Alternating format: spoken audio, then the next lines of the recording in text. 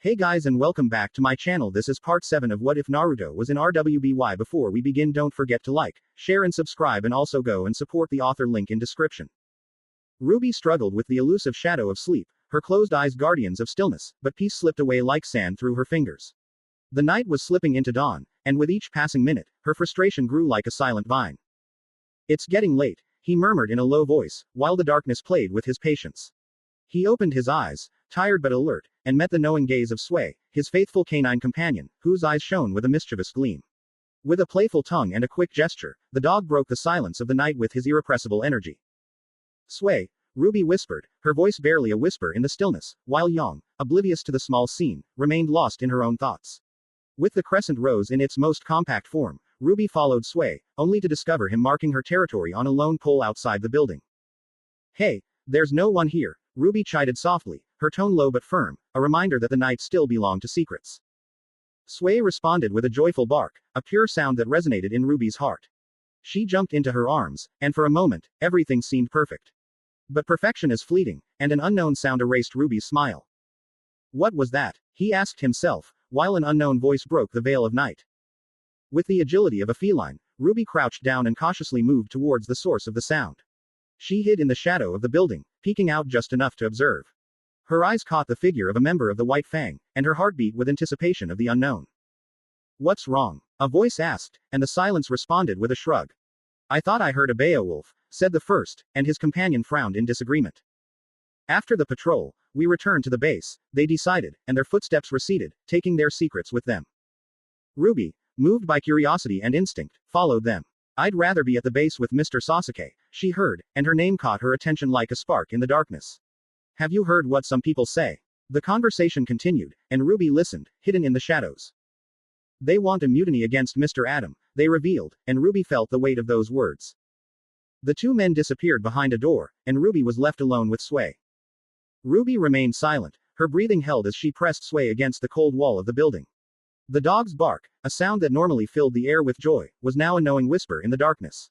With her scroll in hand, she tried again and again to establish contact with her team, but the waves of communication seemed swallowed up by the night. Frustration appeared on her face, a passing shadow that reflected the uncertainty of the moment. He put the scroll away with a determined gesture and focused on the direction in which the White Fang members had disappeared. Come on, Sway, we have to warn the others, he said with determination. She stood up, ready to return to the temporary shelter, but had barely taken a few steps when the treacherous ground opened beneath her. With a protective instinct, she grabbed Sway and threw him towards safety, just before the earth swallowed her figure. The impact with the ground was less painful than expected. Oh, ouch, RWBY murmured, shaking off the dust of surprise and amazement. She stood and surveyed the enemy base, a bastion of shadows and secrets that stood defiantly before her. Before she could process the scenery, the door she had been guarding swung open, revealing the two White Fang members she had followed in the gloom. //. The White Fang member's voice echoed through the confined space, carrying with it news that made Roman Torchwick's heart constrict with a mix of anticipation and fear. Boss, we've found something that will surely capture your interest, he exclaimed in a tone that broke the monotony of the place. Roman, whose dinner had been interrupted, responded with a tone tinged with irritation and expectation. Oh, yes, is this perhaps good news or another of your trivialities? I hope it's the former, Perry, because you have interrupted a rather pleasant moment, he replied with a hint of bitterness that could not hide his curiosity. She is a young girl, with hair like the deepest night and eyes that reflect the light of the moon. A small girl, but no less significant for that reason, Perry reported, his voice revealing a tinge of surprise at the description he gave. Roman looked up, his expression transformed by alarm. No. Why now? Why her? He murmured, his voice a whisper full of concern. He rose from his seat with unexpected agility and headed toward the presence that had disturbed the calm of the night. Show me the way, he ordered Perry, his tone hard as steel, reflecting the gravity of the situation. Perry, taken aback by his boss's reaction, inquired cautiously. Are you okay, sir? He seems agitated, he commented, observing the tension that was drawn on Roman's face. We have an intruder among us, Perry. A cause for alarm, without a doubt. She could be a hunter, and if so, she will not be alone. These warriors never walk alone. They are like the stars in the night, always accompanied by its constellation, Roman explained, his voice low but charged with an urgency that brooked no reply. //. Red, always red, Roman Torchwick murmured, shaking his head with a mocking smile that could not hide his surprise. I really don't know how you do it, RWBY, but you have a special talent for showing up at the least opportune place and time. RWBY, brow furrowed and determination shining in her silver eyes, spoke his name with a mix of defiance and recognition. Roman Torchwick. He, with a smile that was fading in the tension-laden air, replied in a playful tone, "What an icy welcome, my dear. I thought we had forged a bond, a connection in our previous journeys. What are you planning? What is the purpose of all this?" RWBY asked, her gaze scanning the surroundings, searching for answers in the shadows that surrounded them. This, Roman began, making a wide gesture with his hands as if presenting a spectacle, as a modest operation, although no less ambitious, destined to sow absolute chaos. "I won't allow it," RWBY stated with a voice that brooked no reply. "Ah, that's a phrase I've heard too often, and I'm afraid it no longer has the same effect on me," Roman responded with a cynical smile. "I will break free and find my team. Together, we will stop you and your entire operation," RWBY declared, but her promise was interrupted by a sudden knock. Pam. A member of the White Fang, acting without warning, struck RWBY in the head with the butt of his gun. "Hey," Roman exclaimed, his voice rising in a mix of anger and concern. "Don't do this, leave now," he ordered, and after the departure of his subordinates, he sighed deeply. "I'm sorry, they tend to be more refined. Does it hurt?" he asked in an unusually soft tone, which left RWBY taken aback. She didn't expect compassion from a thief. "Luckily, you have your aura to protect you," Roman commented, relieved. "Let me see," she said, crouching down to RWBY's level and beginning to examine the spot where she had been hit. RWBY shook her head, rejecting his approach. "Do you think that appealing to my compassionate side will help you? That I will reveal the location of my companions to you?" she challenged. Roman simply raised his hands in a gesture of surrender. "You've discovered me, Red. You're smarter than I thought," she admitted with a resigned smile. At this moment, an excited and loud scream was heard. "Mr. Roman!" exclaimed Sasuke, who came running and stopped in front of RWBY and Roman. His posture was serious, and Roman was waiting for some news, perhaps a very bad one. "What are you doing here? Today is the day to eat all you can for 20 lean at Mariko's, that restaurant. We have to go now," Sasuke shouted with an urgency that clashed with gravity of the moment. Roman could only think sarcastically, "Why did I bother thinking you would have something serious to say?"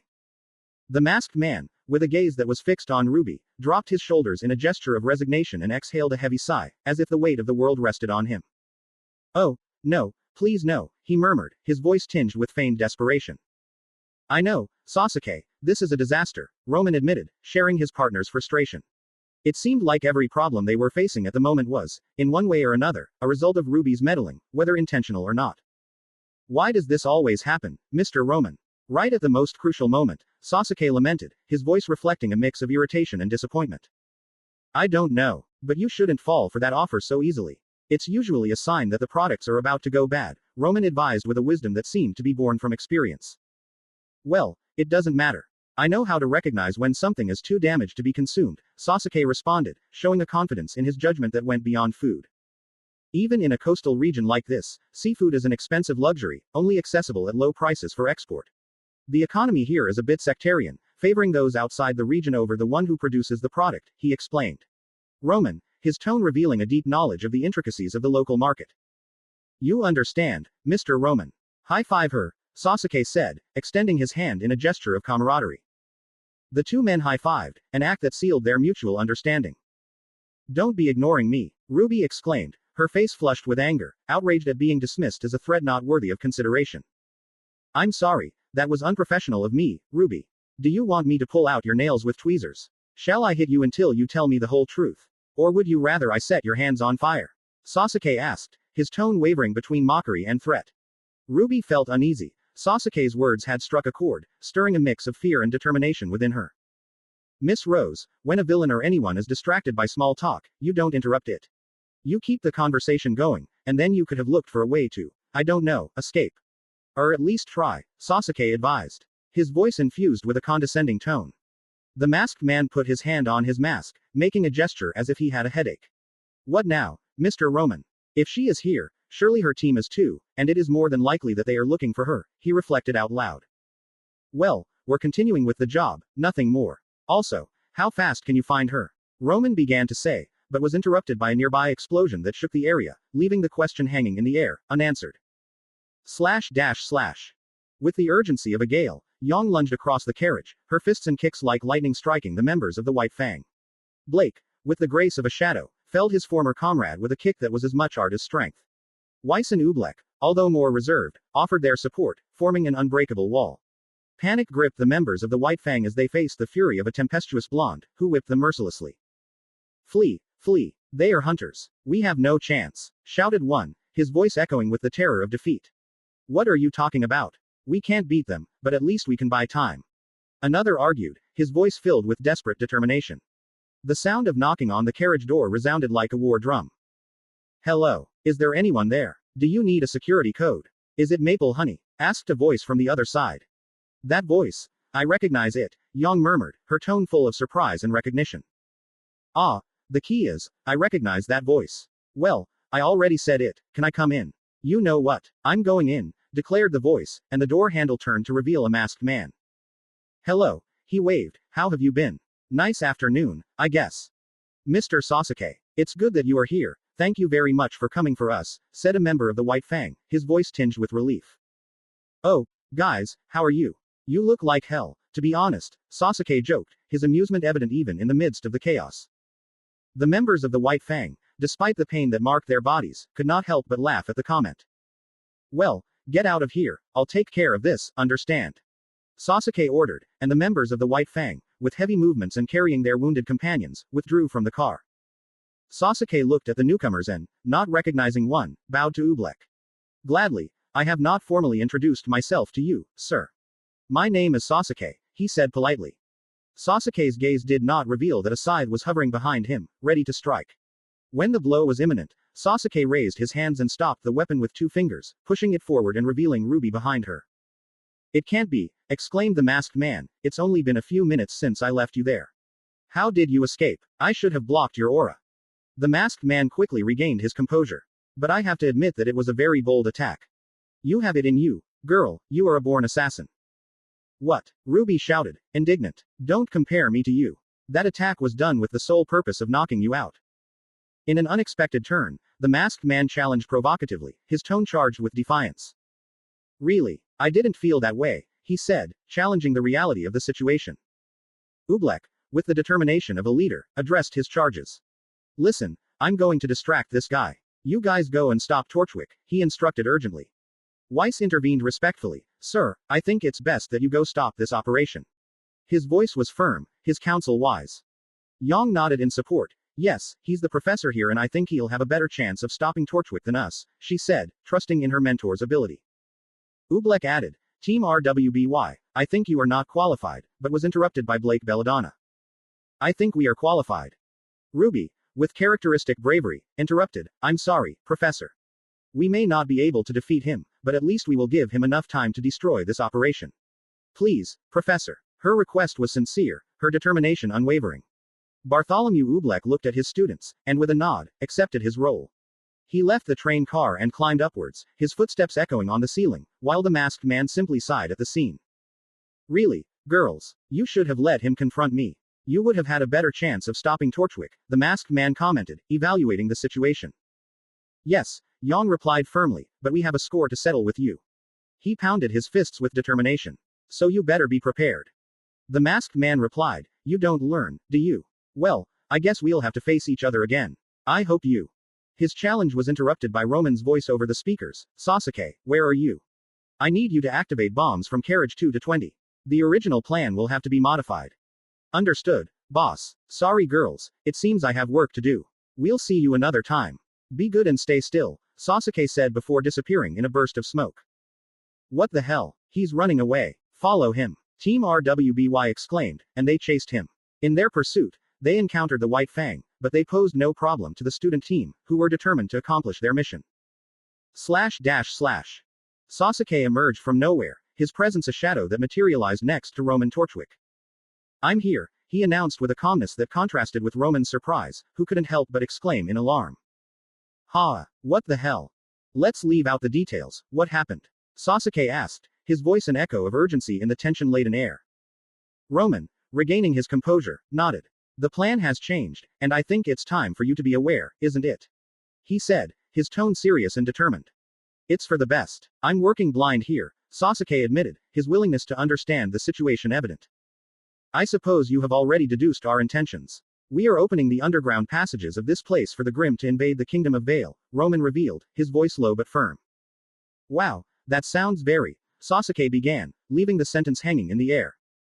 Evil, I know. We have explosives placed in strategic points, but we couldn't arm them all because they. Roman paused, pointing into the air, knowing well who he was referring to. They interrupted us. So you're going to use the train as some kind of projectile to blow a hole in the wall, right? Sasuke deduced, his understanding of the plan clear. Yes, that's pretty much the summary. Now, activate all the bombs we have on the cars and wait for impact, Roman instructed, his voice a whisper that carried the weight of impending destruction. The battle intensified with each passing second, and Yang, with a mix of frustration and determination, couldn't help but express her exasperation.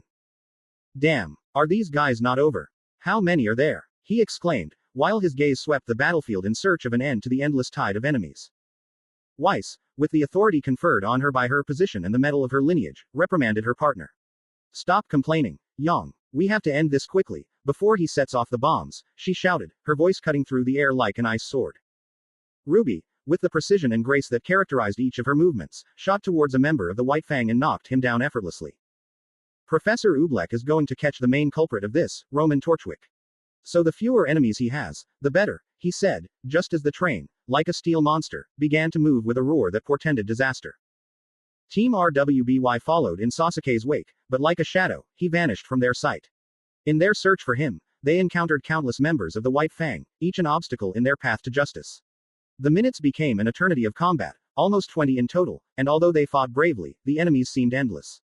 Frustration grew in their hearts, as they knew that there were two adversaries in particular that must be stopped, and every second lost in confrontations with henchmen was a second that Torchwick and Sasuke gained. Roman Torchwick, with an expression of resignation, settled into a seat near the control cabin. Wow, I didn't expect you to come here. Of all the people who could have found me, I never thought it would be you, he said with a mix of surprise and sarcasm. Roman Torchwick, Bartholomew Oobleck pronounced with a firmness that contrasted Roman's lightness. Bartholomew Oobleck, how have you been? You seem thinner. The teaching job must be less active than I remember, Roman joked, trying to lighten the tense reunion. I'm here to stop and arrest you, Roman, Oobleck declared, his voice leaving no doubt about his intention. What a cold greeting for an old acquaintance, a comrade, Roman replied, his tone tinged with nostalgia for times gone by. Those days are behind us, Roman. You are a criminal now, Oobleck stated, marking the distance between their present and their shared past. Of course, Roman conceded, his face reflecting weariness. I would surrender peacefully, but circumstances force me to fight, old friend. The confrontation escalated quickly. Roman lunged at Oobleck, unleashing a series of blows with his staff and firing a volley of shells. Oobleck, with agility and precision, blocked and deflected the attacks, although some found their mark on him. At a critical moment, Oobleck managed to snatch Roman's staff, deflecting it and taking the opportunity to deliver an accurate blow to Roman's abdomen and another to Roman's temple, sending him crashing against the wall of the carriage. Roman, minimizing the pain, launched himself into the attack again. He took out a powder crystal from his pocket and threw it. Oobleck deflected it, but the crystal activated and detonated. Taking advantage of the distraction, Roman swept Oobleck's feet with his staff, knocking him down.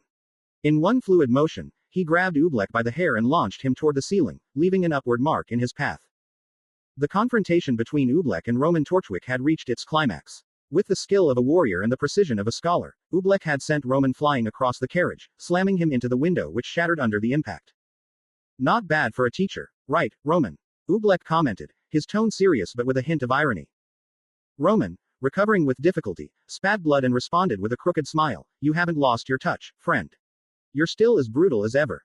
The fight had not diminished his fighting spirit. Without wasting a second, Oobleck took advantage of Roman's confusion to pin him against the control room, his forearm pressing against the thief's neck. Enough, this is over. Surrender, Oobleck demanded, his voice ringing with the authority of a man who wouldn't take no for an answer.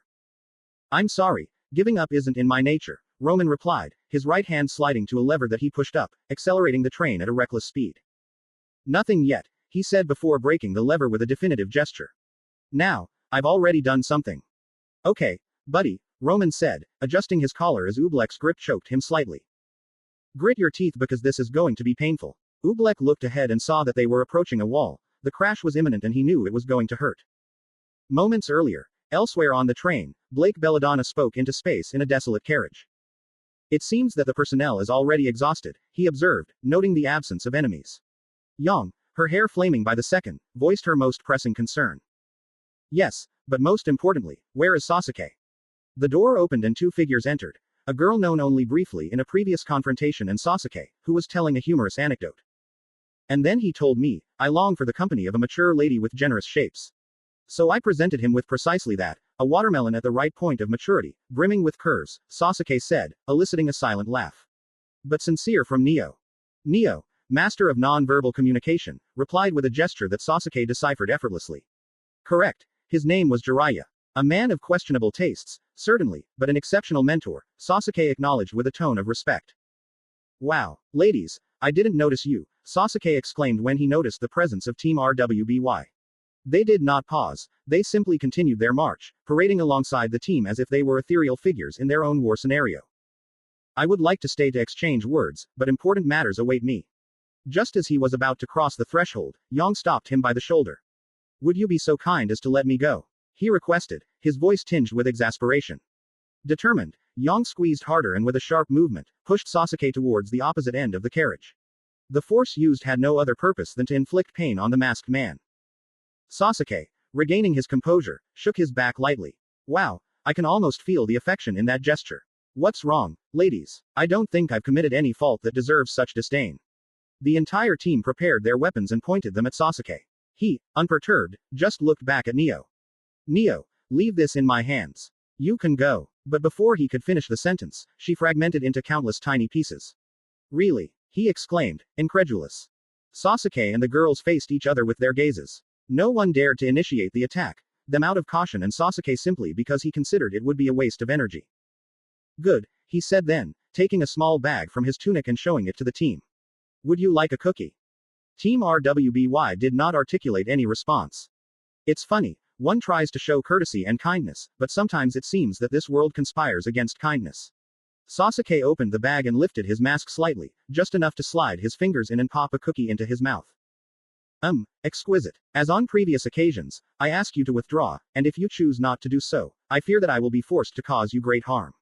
And take my word, this warning is not new and my patience has worn thin. Exhausted, Sasuke warned seriously. You won't catch us off guard, damn it, Blake snapped, her voice thick with irritation and venom. This time will not be like the previous ones. Oh, but believe me, Miss Belladonna, Sasuke whispered, his voice so close that she widened her eyes in surprise, no matter how cautious you are now, I doubt it will be of any use to you. At the moment when Sasuke was going to reach the back of Blake's head, she resorted to her cunning and replaced herself with a double. The masked man's hand brushed the ground, leaving a mark on the metal of the car. The young warriors dispersed with perfect synchronicity, their weapons trained on the enigmatic masked man. Despite his vigilance, Sasuke's movement was so subtle that he escaped his perception. Yang, with the ferocity of a lion, was the first to rush into combat. Her punches and kicks, quick as lightning, were dodged by Sasuke with a grace that bordered on the supernatural, as if she were dancing to the rhythm of a melody known only to him. In a flash of opportunity, Sasuke attempted a well-aimed strike at Yang's solar plexus, but had to divert his trajectory when he noticed an ice projectile aimed at his shoulder. Without a moment's respite, Blake emerged from the shadows behind him, his katana tracing a lethal arc toward his back. But Sasuke, with one fluid movement, avoided the edge of death.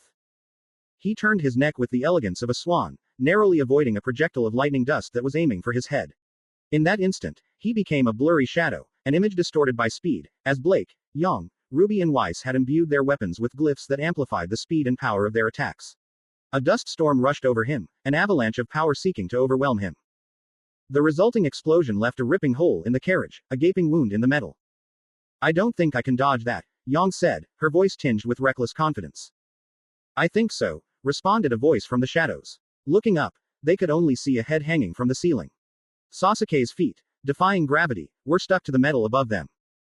The masked man loomed over Weiss, so close they could almost feel each other, mask pressed against their faces.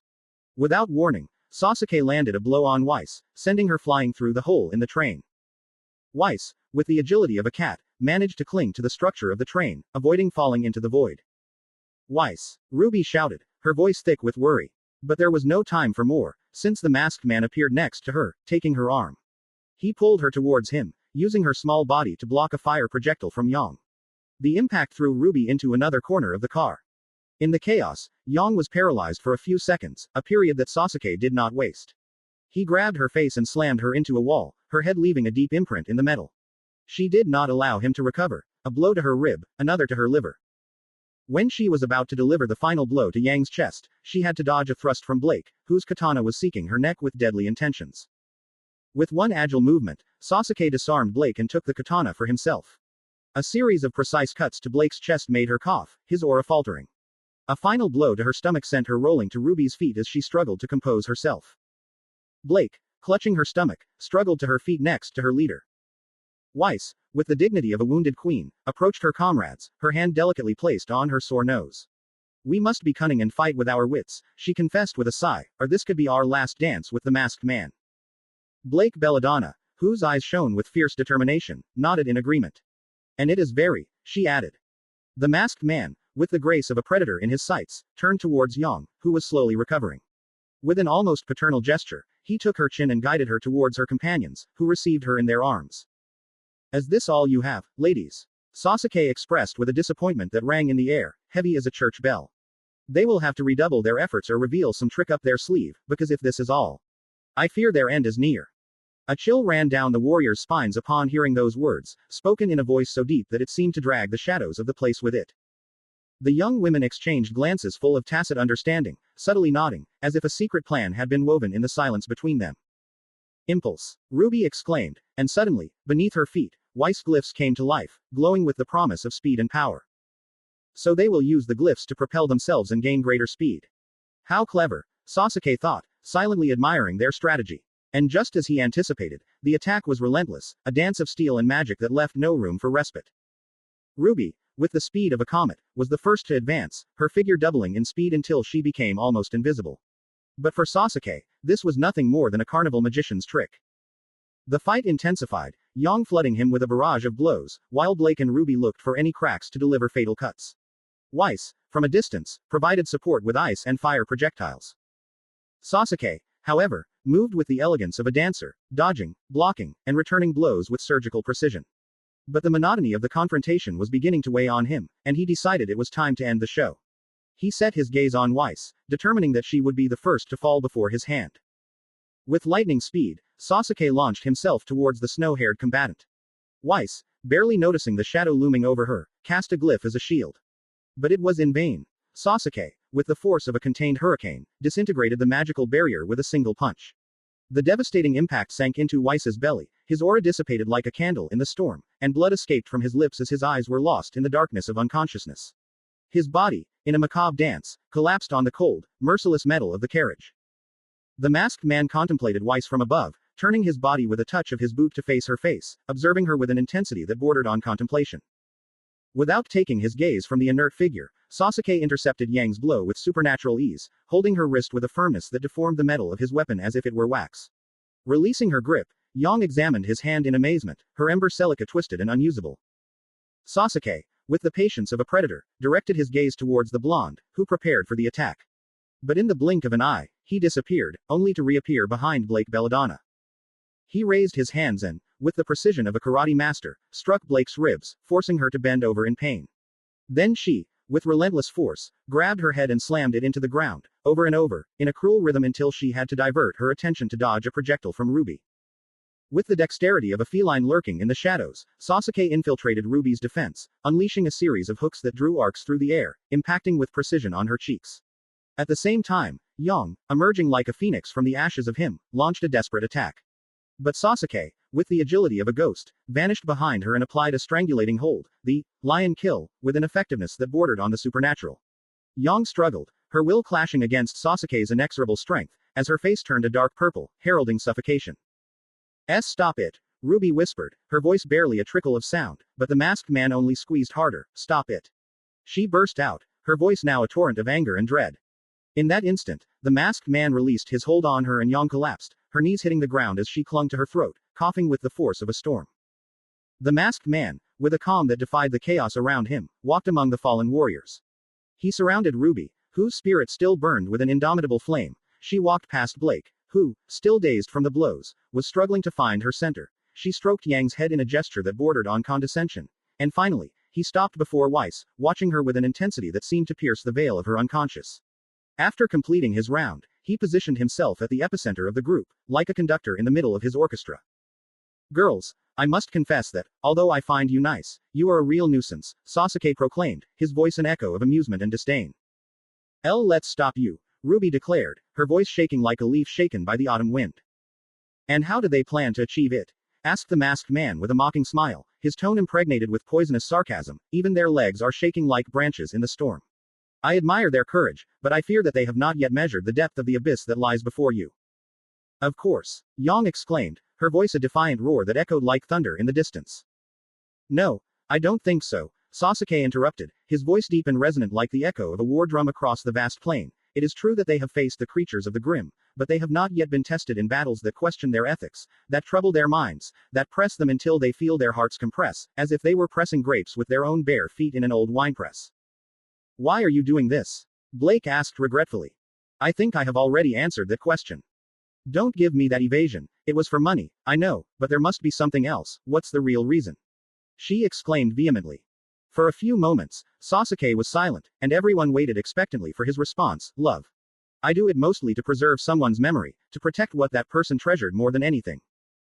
Are you telling me that to guard what is most precious to her, you are willing to steal and cause harm to the kingdom of Vale? Blake questioned in disbelief. I understand that it sounds reprehensible, but I assure you that I find no pleasure in these actions. That is nothing more than an excuse to justify the damage you cause, to satisfy your destructive impulses, Blake replied firmly. Blake's comment didn't faze Sasuke in the slightest. He showed no anger or annoyance, he maintained his jovial, yet serious tone. No, I'm afraid you're wrong, Miss Belladonna. I'm not a fool who, having lost a loved one, seeks revenge against the world for having taken her away from me. No, I'm definitely not that kind of person. I don't harbor hatred towards anyone. Sorry, I must correct myself. Yes, there is someone I hate with all my being, but that's irrelevant now. To hell with your words. Yang shouted furiously. We will stop you, no matter the cost, even if we have to sacrifice our lives in the attempt. The masked man remained silent, turning his gaze towards Yang with a disturbing calm. If it costs you your life, Those are words of monumental weight, miss. Not everyone pronounces them with such conviction.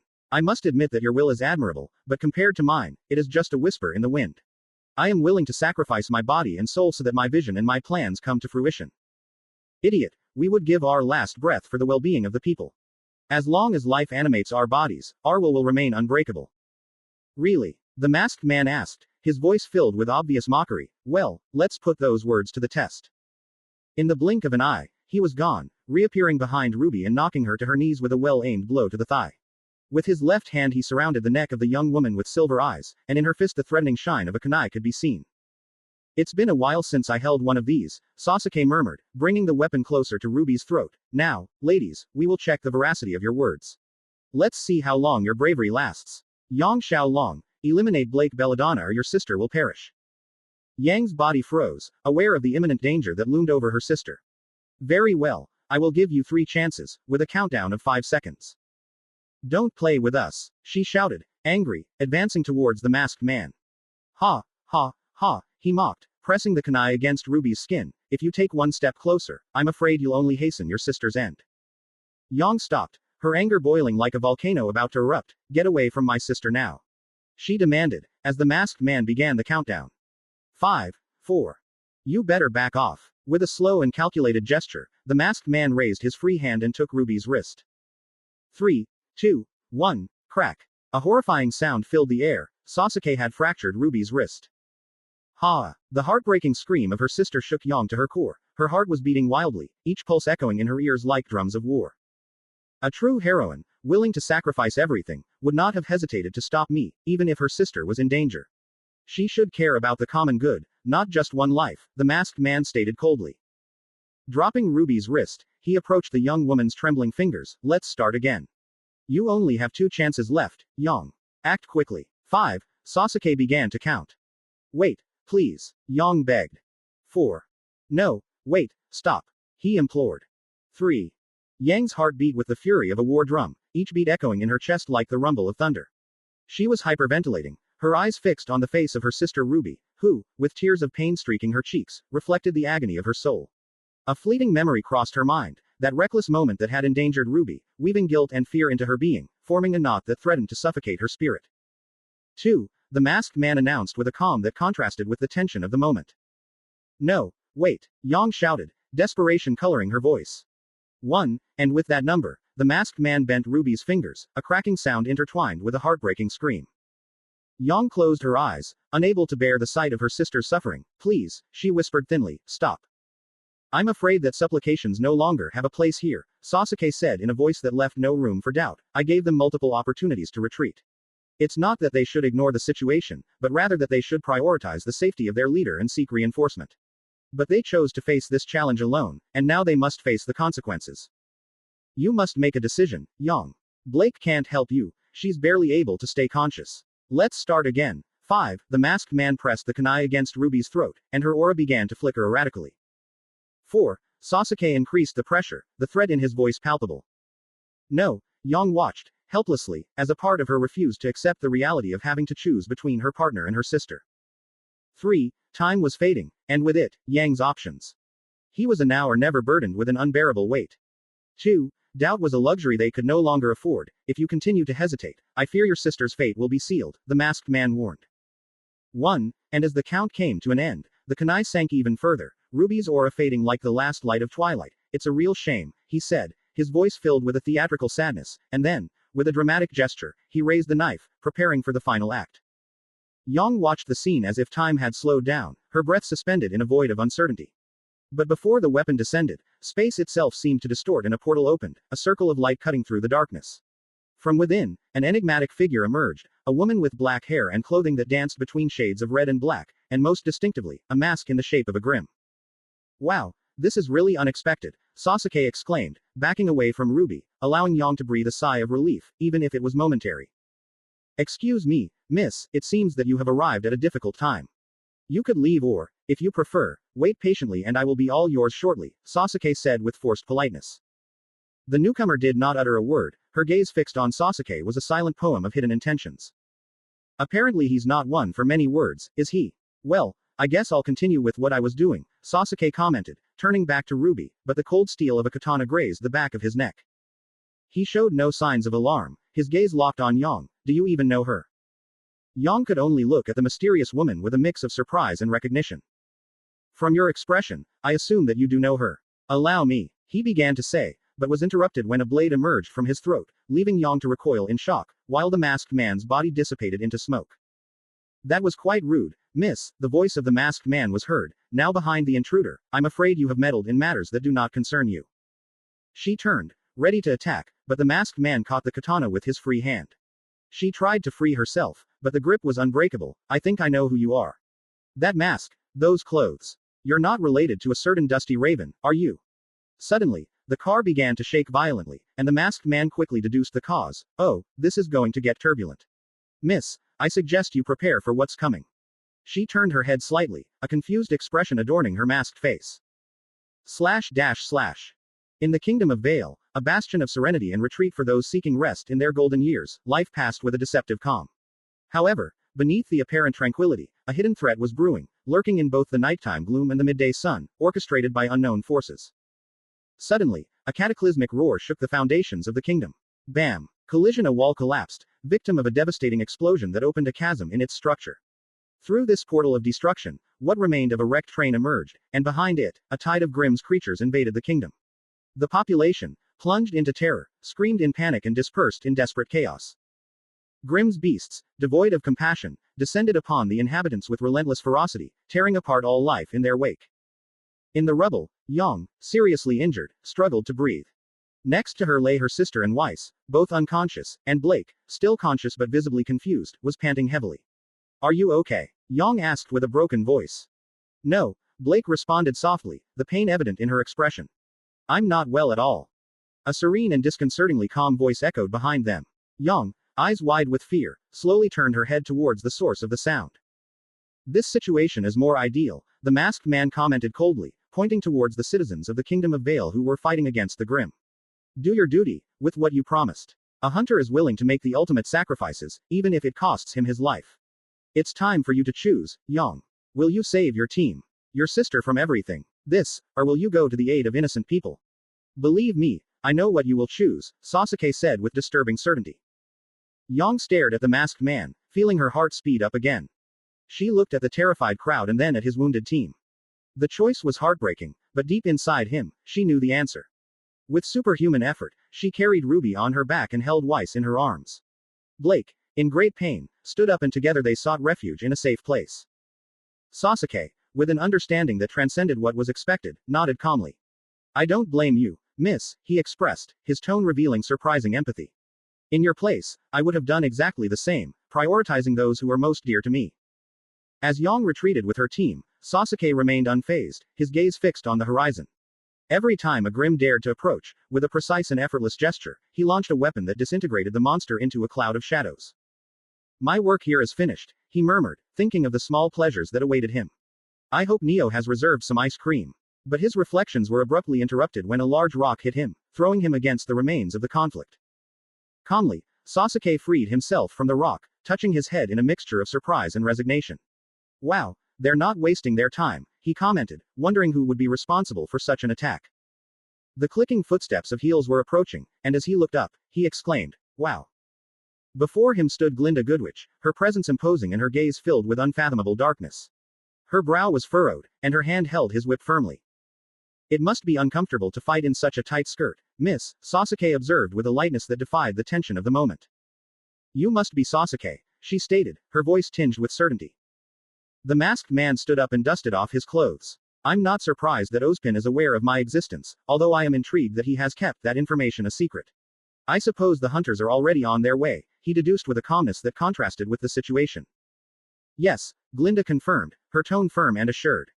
That's good, they will be able to avoid many deaths, Sasuke reflected, placing his hands on his waist. I guess this puts me in a difficult position. What do you think? Glinda replied, her growing irritation evident in her voice. It seemed that Sasuke didn't understand the seriousness of his situation. It's a shame, I would really prefer not to come into conflict with you, Sasuke confessed, his voice carrying a tinge of genuine regret. // Have you fallen into drinking again? Naruto asks with a mixture of concern and reproach. Hiro, his eyes clouded by liquor but his mind still clear, responds with a crooked smile. No, I still find you unpleasant. I'll be drunk when I start liking you, his voice is a hoarse murmur, tinged with the aroma of alcohol. Naruto, with a patience that borders on holiness, continues the conversation. Do you persist in that attitude? He asks, trying to penetrate Kiro's shell. The warrior growls, his frustration palpable in the air. Asshole, you snatched my canteen from me. I've been sober for most of the mission, his tone is a low, almost animalistic growl. Naruto, with the serenity of a monk, offers advice. You should seek help, sir, his suggestion is gentle but firm. Hiro, with the stubbornness of a child, rejects the idea. You don't give me orders, he says, and takes another sip of his drink, seeking comfort in his warm embrace.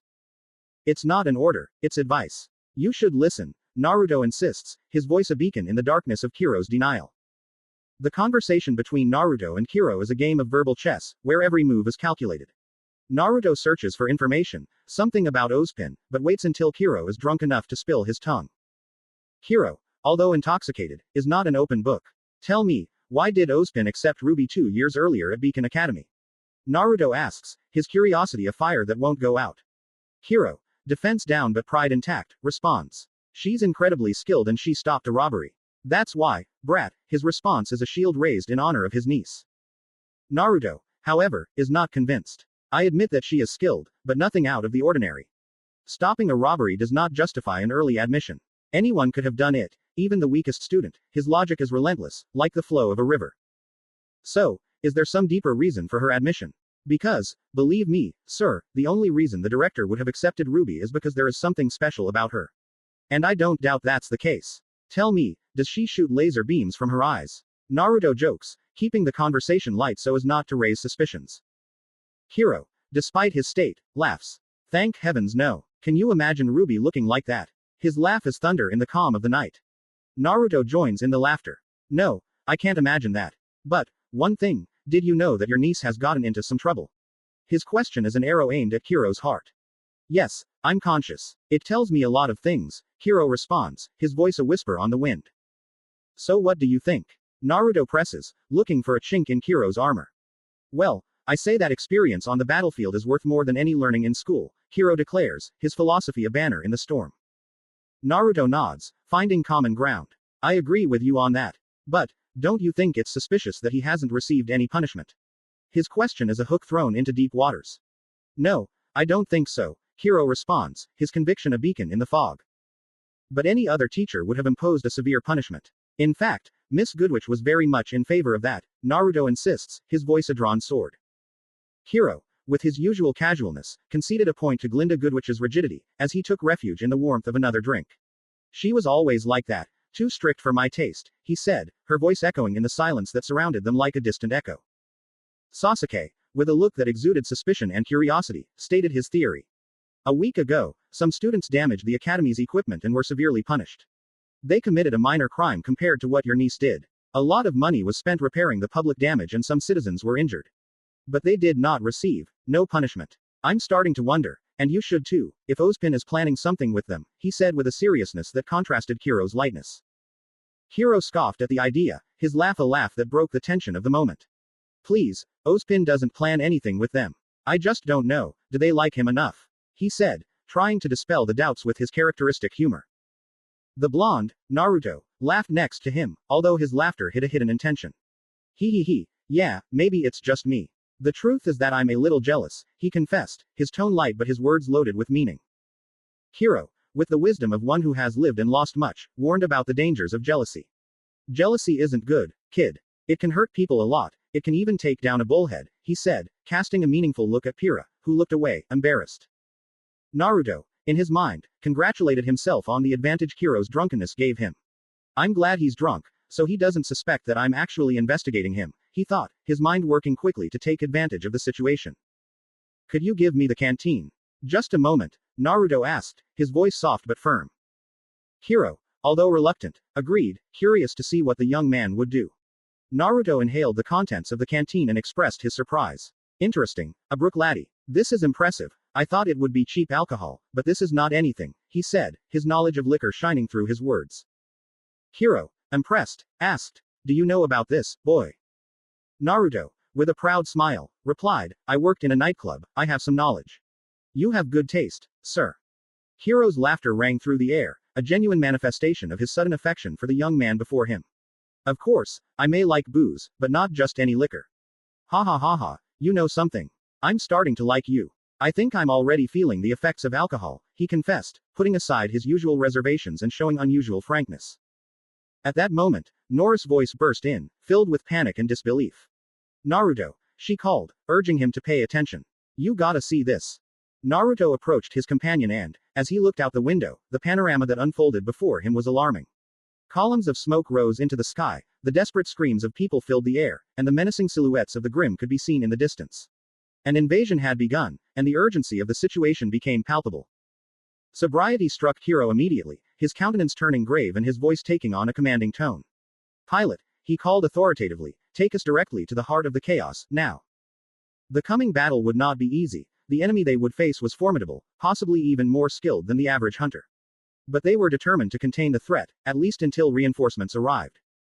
Understood, sir, the pilot responded seriously, his voice firm despite the tension hanging over them. Hiro addressed his companions, his expression that of a warrior prepared for battle. Guys, we have another mission before we report, he announced, and his team's response was unanimous and determined. Understood, sir. Glinda should have meditated more deeply before facing the enigmatic masked man. For a fleeting moment, she held out hope that she could contain him, hold him at bay until reinforcements burst onto the scene. The battle that broke out was tumultuous from its genesis, she launched an assault with all her might. Her determination emanated from the knowledge she had of the prowess of her adversary, the one who had defeated Hiro, a hunter of no lesser lineage, and who now seemed to equal her, if not surpass her in skill. However, his resistance lasted barely 3 minutes that felt like an eternity of humiliation. Never before had she seen herself so overcome, so eclipsed by the shadow of another. She had hoped that her semblance of telekinesis would be enough to overwhelm the masked man, but she was wrong. Every object he threw, every attempt to imprison him with his power, was useless. He dodged them with a supernatural ease, as if he could foresee their every move. And when he finally scored a direct hit, it wasn't the enemy who fell, but an innocent log that got in his way. The information provided by Hiro suggested that this individual possessed control over the elements, an ability that Glinda found difficult to accept. Despite being versed in the legends of the maidens and her powers, Ozpin had claimed that it was impossible for anyone in this world to possess such abilities. Until now, the masked man had revealed nothing that hinted at such gifts. He alone displayed dizzying speed, superhuman strength, and a knowledge of combat that bordered on the preternatural. It was infuriating. So many years of training, of refining her skills, to be surpassed in such a way. She was aware that in this vast world there would always be someone more powerful, but she never imagined that the gap between his abilities would be so abysmal, nor that she would suffer such a devastating defeat, even with the support of his pupils. As witnesses to their fight, 3 teams had come to their aid, but their presence was ephemeral. They were shot down with disconcerting ease, leaving her alone once again on the battlefield. Bam! An accurate blow to her abdomen made her spit saliva, doubling over in pain and falling to her knees on the floor, clinging to her belly. The force of her impact was brutal, and as she struggled to catch her breath, she slowly looked up at the masked man, who stood unfazed, hands behind his back, the embodiment of serenity in the midst of chaos. Miss Goodwitch, we must cease this combat. I am not your enemy. Focus on the grim.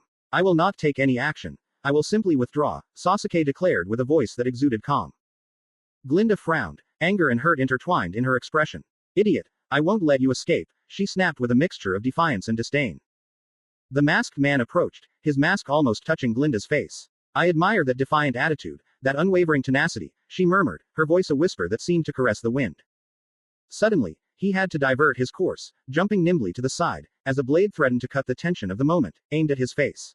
Turning her gaze towards the source of the attack, she recognized Cinder and his entourage. Professor Goodwitch, Mercury exclaimed with a tone that denoted urgency, we have come to help. Glinda, with a look that dripped with disdain, responded coldly, get out of here, you don't have a chance. Sasuke, with a calmness that contrasted with the tension of the environment, raised his hand and advised, I would pay attention to them. I don't think they should get involved. Face the grim, that is more in line with their abilities. Esmeralda, with a gesture of defiance, loaded her weapon and pointed it at the enigmatic man. He, with a confused expression, took the impact squarely, but in an unexpected twist, he vanished in a cloud of smoke, reappearing behind Cinder's minions. With a fluid and precise movement, he grabbed their heads and made them collide, rendering them unconscious in the blink of an eye. Wow, that was very disappointing. In my time, they lasted longer, the masked man mocked with a laugh that resonated with an echo of times past. Oh, I look like an old man, Miss Cinder, he murmured in a barely audible tone, as if he were sharing a secret with the breeze. I'm sorry, but this has to seem real, so don't fire me, please. Cinder, with one eyebrow raised and a spark of intrigue in her gaze, took a direct hit to the nose, sending her skidding across the floor.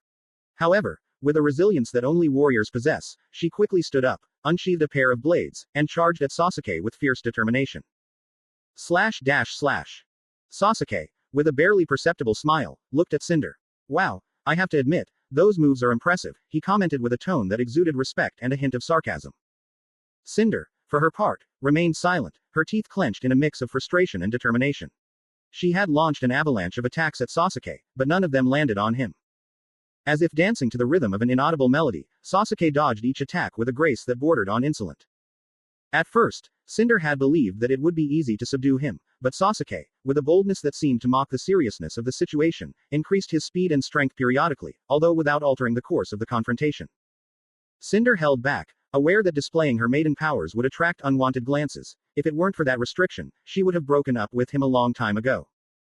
In a decisive instant, Sasuke stopped Cinder's hand with a firm, sure grip. I'm sorry, miss, but I must put an end to this. It has taken me longer than expected, he said in a voice that resonated with authority. The masked man's hand sizzled with electrical flashes that ran up Cinder's arm, paralyzing it. Ah! Cinder screamed, a scream that was both pain and rage, as she fell to her knees, her arm numb and treacherous. The memory of electric pain washed over her, an echo of past battles. I guess it's time to conclude, Sasuke murmured, raising his fist, prepared to deliver the final blow. But destiny had other plans. See you later, he began to say, when time seemed to slow down. Cinder watched, almost in a trance, as a fist collided with Sasuke's mask, sending him flying with devastating force. The blow generated a shock wave that devastated everything in its path, destroying streets and buildings with relentless fury. Cinder, still on the ground, turned her gaze towards the author of such a feat. It was him, imposing as always, wrapped in a greenish aura, his face red with anger, his eyes white and the veins marked on his skin, a portrait of divine fury. John, witness to the scene, addressed Cinder with a firm voice. Stay there, I'll take care of this, he declared before launching into pursuit of the masked man, his figure disappearing into the distance with a speed that defied humanity. Sasuke was immersed in contemplation of the blue sky, surrounded by a sea of rubble.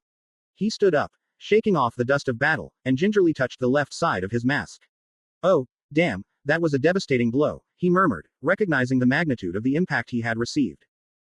Before he could reflect further on the blow, a crash shook the ground near him, and John Ark's figure emerged from the dust and rubble. Very well, so it was you, Sasuke said, with a mixture of surprise and accusation in his voice. John drew his sword and assembled his shield with a skill that spoke of countless hours of practice. He picked up Crocea Morse and, pointing towards the masked man, questioned, I don't know who you are, but are you responsible for all this? Yes and no, Sasuke responded with calculated ambiguity. Maybe I helped orchestrate this, but the plan was not mine. In the blink of an eye, John disappeared, and his sword descended vertically, threatening to split the masked man in two. But Sasuke, with agility that defied logic, dodged the attack. Wow, that's impressive, he exclaimed, admiring his opponent's skill. Impressive, very impressive, 8 internal doors. John, without responding verbally, was internally shocked. How could Sasuke know the name of his technique? 8 doors. I guess that's the 3rd door, Sasuke speculated. The 4th, John corrected in a barely audible whisper. In one fluid motion, John threw his shield like a frisbee, and Sasuke narrowly dodged it. The shield continued its trajectory, knocking down an entire house in its path. The masked man watched the destruction with a shocked expression. That was impressive, he commented, pointing to the recently destroyed house. What else can you do? This, John shouted, reappearing behind Sasuke to slash him. Sasuke, anticipating the action, used his kunai infused with lightning chakra. The two weapons collided, generating sparks of electricity that illuminated the area. Hee, this will be fun, said Sasuke, with a smile that heralded the beginning of an epic confrontation. Slash. With a resilience that defied her pain, Glinda slowly stood up, her hand still pressing on her wounded belly. From a distance, her eyes focused on the duel that was unfolding between John and the masked man. Impressive, he murmured, feeling determination harden his fists. Although he recognized John's courage and skill, he could not ignore the masked man's superior skill. The latter seemed to be trying harder than usual, but still, his skill was undeniable. John, legs bent and fist clenched, was preparing to deliver a devastating blow, one that had been intended for Naruto in a previous battle. But now, the honor of receiving it would fall to his current adversary. In a flash of speed, John materialized next to Sasuke, and his fist lunged forward. Palm. The impact resounded like thunder, the ground fractured, and a cloud of smoke and debris rose, obscuring the view of the battlefield. Time seemed to stand still as Glinda waited, holding her breath, longing for John to emerge victorious. Hope beat in her chest, the hope that this blow had hit her target and caused significant damage. In his heart, she knew that surviving an attack of such magnitude was almost an impossibility. When the figure of the masked man became visible through the smoke, carrying John's limp body on his shoulder, Glinda felt a chill. With a calm that seemed to defy the recent commotion, the masked man let John's body fall to the ground nonchalantly. I have to admit, John, you've been the most troublesome so far. Keep it up, buddy, you'll go far, Sasuke said, his voice laced with genuine respect mixed with condescension. Sasuke's serenity, his boldness in whistling and playing with his kunai, ignited a spark of anger in Glinda. I still see some resistance in you.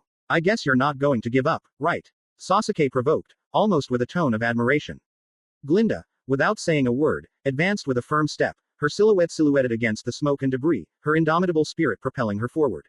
With each step of hers, her determination grew stronger, and with a measured dash, she launched herself towards the enemy, ready to resume her battle and defy the destiny that seemed written in the stars. Her telekinesis semblance activated, ready to confront the masked man in a new chapter of her epic confrontation. The bullhead descended urgently toward impending catastrophe.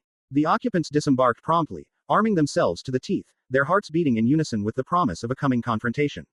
Hiro, his voice filled with authority and experience, began to issue orders. All right, guys, this is what you'll have to. His voice was lost in the wind, interrupted by an imposing presence.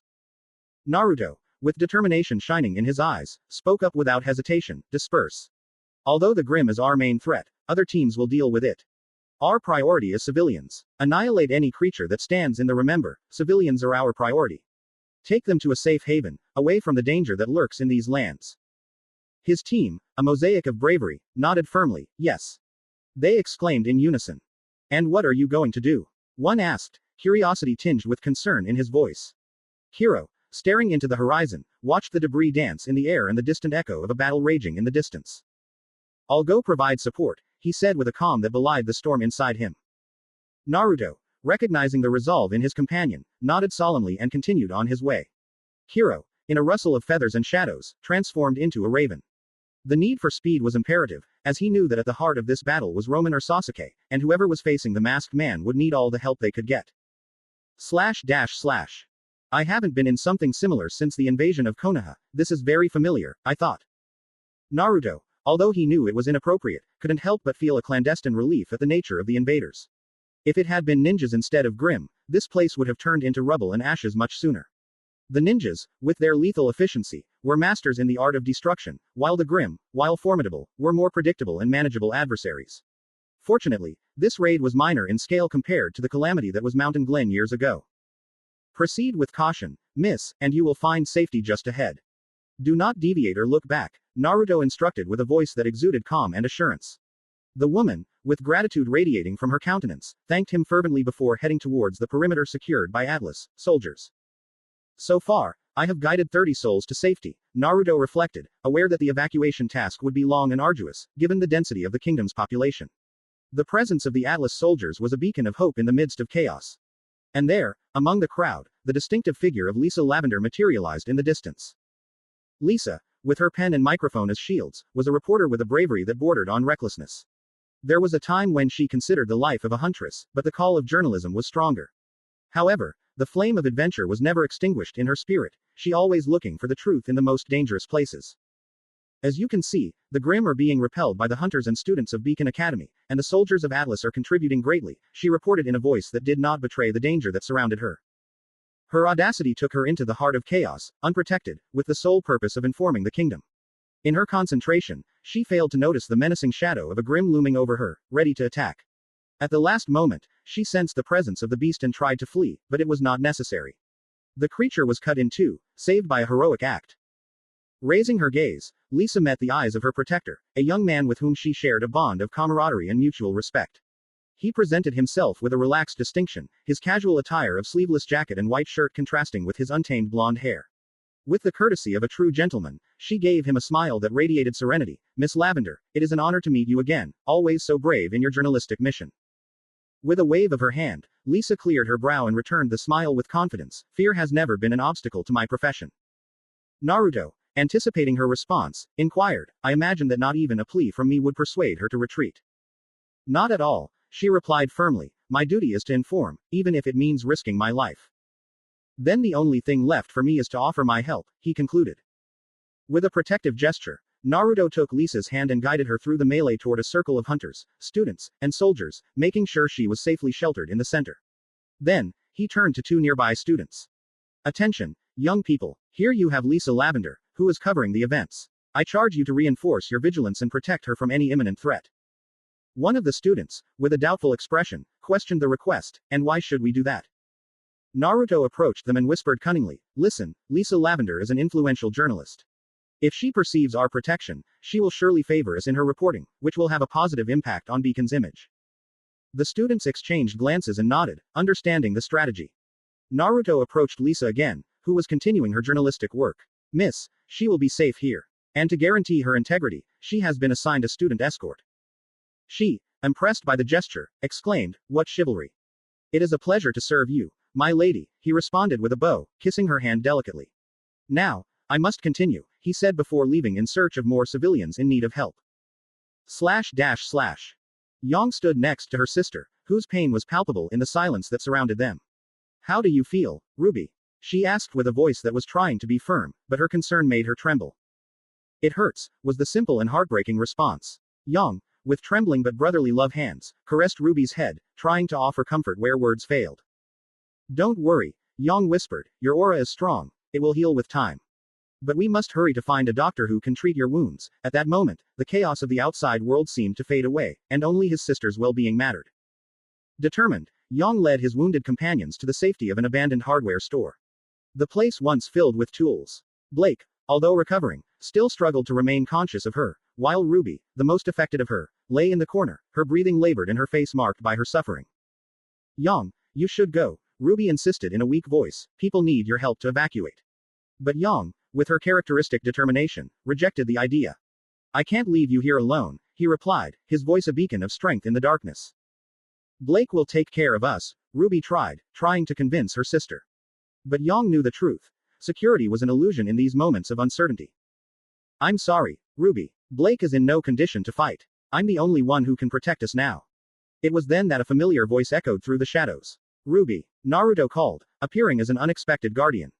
The Uzumaki, who had returned from his mission, cautiously approached Team RWBY, his expression changing from surprise to concern as he saw the state of his friends.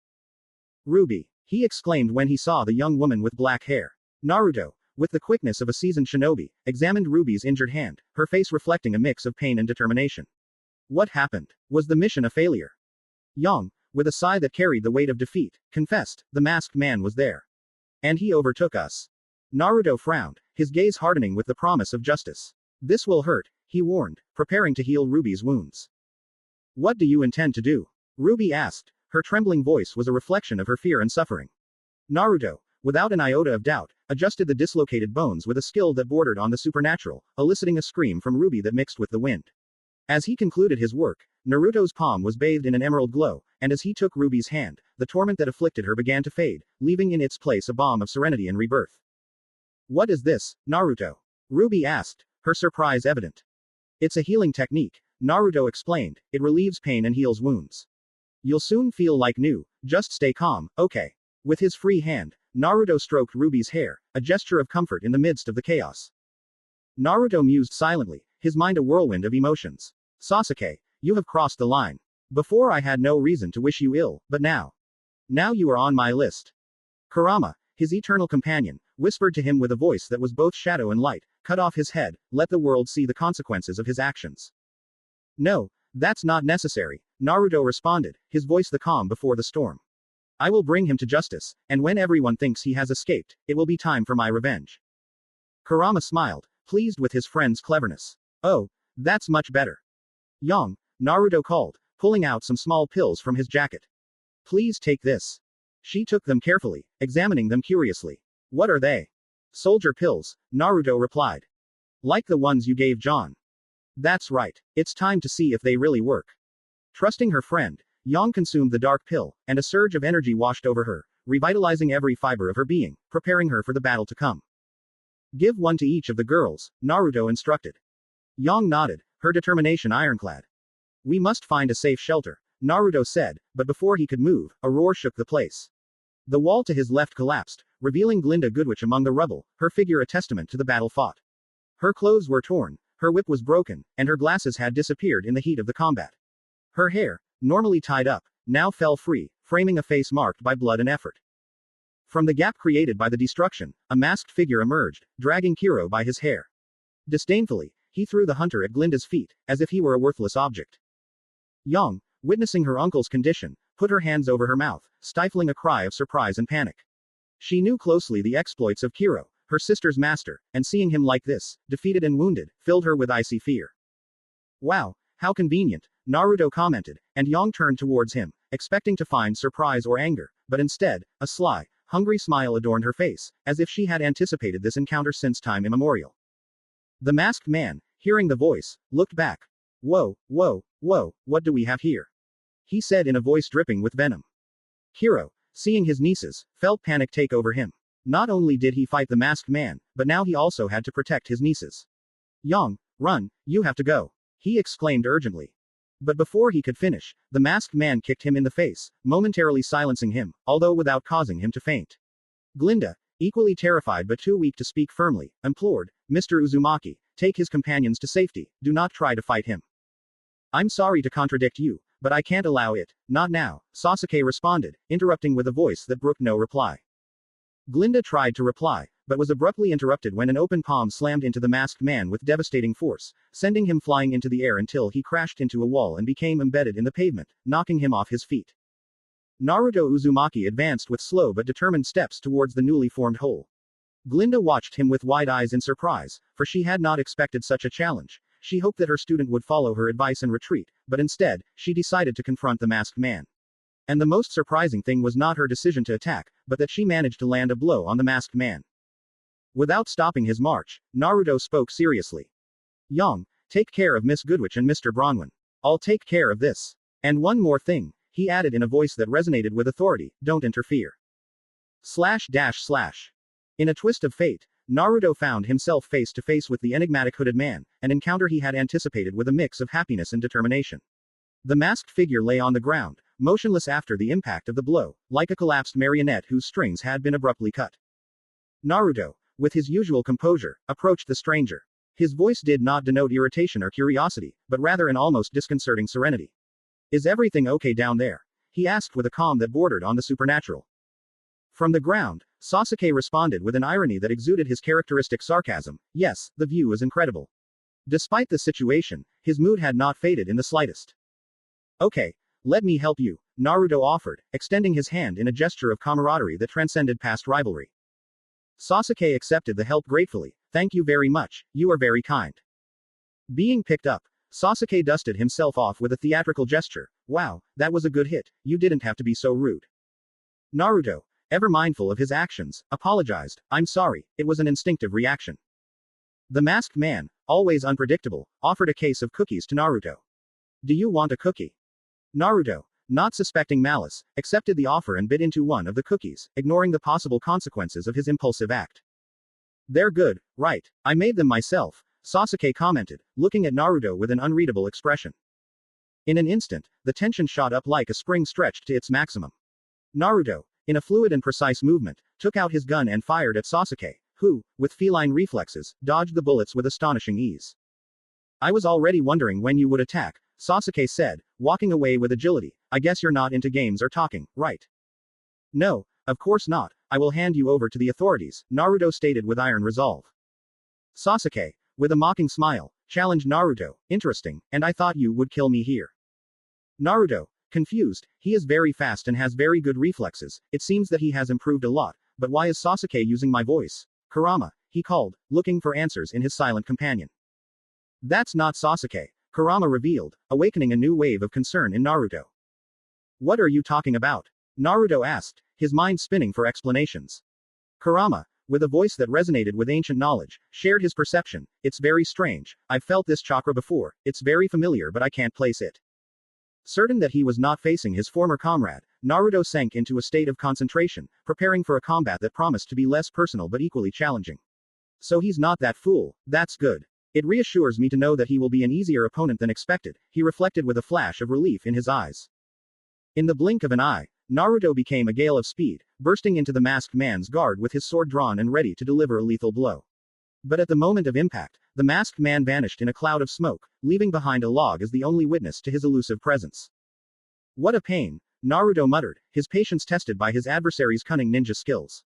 He moved away just in time to avoid a hand that sought to surprise him from behind, and with an agile movement, he distanced himself to counterattack.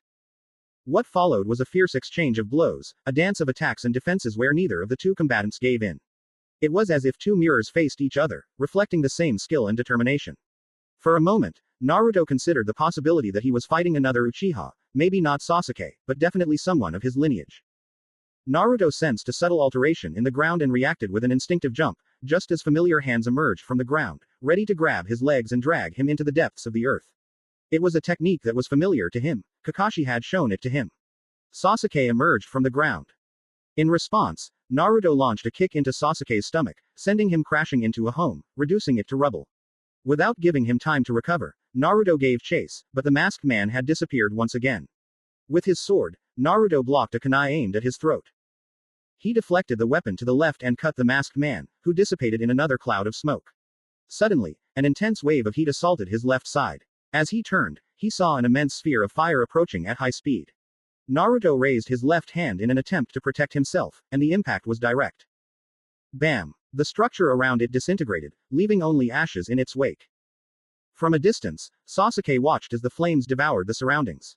Suddenly, a few meters away, Naruto emerged behind him, turning with a disturbing calm. Naruto's left sleeve was gone, and his skin showed a reddish tint from the heat of the attack. Not allowing himself a break, Naruto launched another attack, and the masked man defended himself once more. Naruto managed to penetrate his defense, punching the masked man's abdomen and chin before grabbing him by the mask and throwing him to the ground hard. When Naruto tried to stab the katana into the man's stomach, the man nimbly moved away from him. Sasuke took the blade of the sword and electrified it, causing Naruto's hand to go numb with pain. Naruto dropped his weapon and dodged a series of quick cuts that the masked man delivered with his own katana. With difficulty, Naruto moved away from him and delivered a karate chop to Sasuke's wrist, forcing him to drop the sword. Retrieving the weapon from him, Naruto was about to cut his throat, but Sasuke vanished in a cloud of smoke. Despite it being a characteristic and cunning ability, Naruto couldn't help but feel frustrated by his opponent's persistent evasion. Suddenly, as if they were shadows emerging from nowhere, two fists slammed into Naruto's cheeks, pushing him back. In front of him, two clones of Sasuke materialized, and behind them, two more, until 20 figures surrounded the ninja, each one a reflection of the Uchiha. They attacked in a flurry of blows, a storm of fury and steel, but Naruto, with the grace of a dancer and the ferocity of a tiger, felled them all, one by one, in a display of unparalleled skill. Looking up at the sky, which was now dyed orange, Naruto watched as small fire projectiles descended towards him, announcing an imminent impact. Not only that, but two water dragons, creatures of the depth and the storm, were coiling around him with the intention of submerging him in an aquatic abyss. It was a double attack, a symphony of fire and water that sought to consume him. The dragons pounced, opening their jaws like abysses ready to devour, while the fiery projectiles marked the ground with their incandescent rage. Fortunately, Naruto was far away from Yang, who would have otherwise suffered collateral damage from the magnitude of the attack. The area, previously evacuated, was now a battlefield where only the strongest could survive. In the distance, Yang spotted a titanic explosion, feeling the heat and wind of the shock wave even at that distance. His heartbeat worried for the safety of his friend. Naruto, he whispered in a low voice. The masked man, from his vantage point at the top of a building, observed the display of power. He knew Naruto's stamina well. He knew that he would not fall to such a trivial attack, but he hoped that it would at least inflict considerable damage. Sensing Naruto's presence, the masked man turned his body in a complete turn, his right arm extended in a blow that sought to end everything. But Naruto, with the skill of a born warrior, blocked the fist with his left arm and, with his free hand, launched a vibrant blue sphere of energy. Rasengan! He exclaimed, and the masked man was thrown into the air, disappearing into the horizon before crashing into the concrete, forming a monumental crater. The earth trembled with the force of an ancient awakening, an echo of the collision that had taken place. At the epicenter, the masked man stood awkwardly, his figure outlined by dust and destruction. The left side of his attire was torn, his left sleeve had been devoured by battle, revealing a battle-scarred arm, regenerating with a speed that defied nature itself. Yang watched, with a mixture of amazement and fear as the masked man jumped out of that large crater, only for a kick to crash into the ground. It was Naruto, his figure marked by the absence of his left sleeve and the bruises that adorned his face. He breathed with the heaviness of someone who has crossed the limits of his resistance. Sasuke, still prostrate, launched a kick that made the Uzumaki retreat, and with the same agility that characterized him, he moved away from his adversary. Disbelief washed over Yang. His team had faced this formidable enemy, and despite his efforts, they had not managed to inflict the slightest damage. His uncle and Professor Goodwitch had engaged in combat with the masked man, only to be defeated overwhelmingly. But Naruto, in his confrontation with Sasuke, had achieved the unthinkable. He had hurt the Uchiha, he had found a way to reach him. The situation was an enigma wrapped in absurdity. Yang knew that Naruto possessed extraordinary strength, a power that transcended human limits, but she had never anticipated his ability to reach such heights of mastery. The combat continued, each movement more desperate and calculated than the last, each moment a testimony to the evolution of these two titans. On this battlefield, each action was a verse in the epic poem of their lives, each confrontation a chapter in the saga of their eternal rivalry. And so, in the midst of destruction and chaos, Naruto and Sasuke faced each other, two forces of nature in a duel that would define the destiny of both, a confrontation that would be remembered as the culmination of a story written with sweat and effort. Blood of countless battles. Naruto panted heavily, his mind troubled by the opponent's unexpected strength. He had anticipated a simple victory, but reality unfolded before him with unusual harshness. His opponent not only replicated his every move with mirror-like precision, but also improved on them, adapting and counter-attacking with disconcerting fluidity. The masked man appeared to be a master in the martial arts of the renowned Uchiha and Senju clans, exhibiting a mastery that surpassed even that of Naruto. How was it possible that he knew those combat styles so thoroughly? Why is that mask so tough? I've hit it endlessly, and not a single crack has formed. It's incomprehensible, Naruto muttered in frustration. Naruto, we must act quickly, Kurama urged from within. I know, I'm working on it, Naruto replied, his voice tinged with determination. In a flash of smoke, a three-pronged kunai emerged, summoned by the hidden seal on Naruto's right wrist. With an agile movement, he threw the weapon towards the masked man, who with a slight turn of his head, dodged the attack with disconcerting ease. The masked man watched the trajectory of the kunai as if time had slowed down, recognizing the familiarity of the weapon. The instant the kunai stopped, mere centimeters behind him, Naruto reappeared, his figure blurred by speed, with a fully charged Rasengan.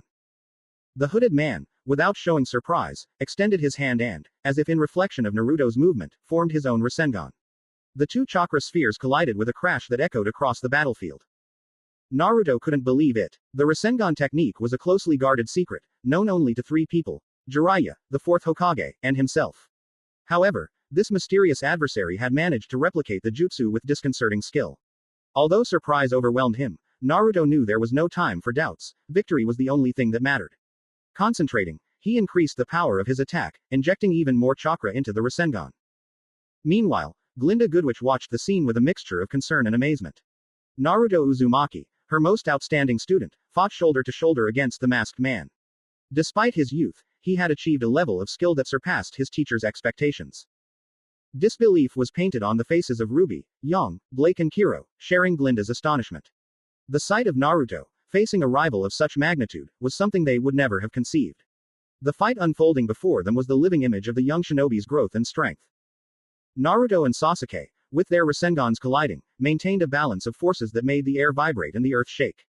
The energy compressed into those chakra spheres was palpable. Naruto, increasing his chakra, began to gain an advantage. His defiant smile foreshadowed the imminent impact against the masked man that would mark the end of the fight. Sasuke, aware of the danger, in an act of desperation or genius, slightly closed the hand containing his Rasengan. Sensing the movement, Naruto widened his eyes in shock just before an explosion rang out, leaving absolute devastation behind.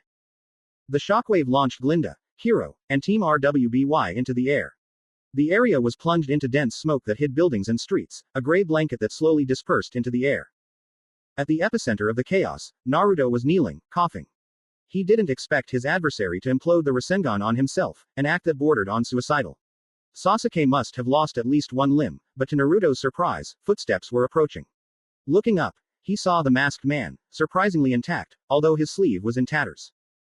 How is this possible? Naruto whispered, his eyes wide, unable to understand how his opponent had escaped unscathed. That was impressive. If I had waited a little longer, you would have caused a lot of damage. You have become much stronger, Naruto, Sasuke said with a voice that denoted respect. Who the hell are you? Naruto asked, the heaviness in his voice reflecting his exhaustion. I think it's time you knew, Sasuke replied, slowly lowering his hood to reveal his hair, and with his left hand, he removed his mask. Naruto froze at the sight of his familiar face, his eyes widening in shock, unable to process the revelation. It can't be, you can't be me, Naruto stammered. No, I am superior. Naruto, Naruto, Yang shouted in the middle of all that accumulation of debris and smoke. He practically couldn't see anything, couldn't make out any figures, only the ones closest to her. Shit, I can't see anything. Uncle Kiro, we have to go help Naruto. Yes, I would like that, said Kiro, who touched his ribs a little, but as you see, I'm broken and, even if I wanted to help you, it would be a bother and the same for Glinda, said the black-haired man. Pointing at Glinda Goodwitch.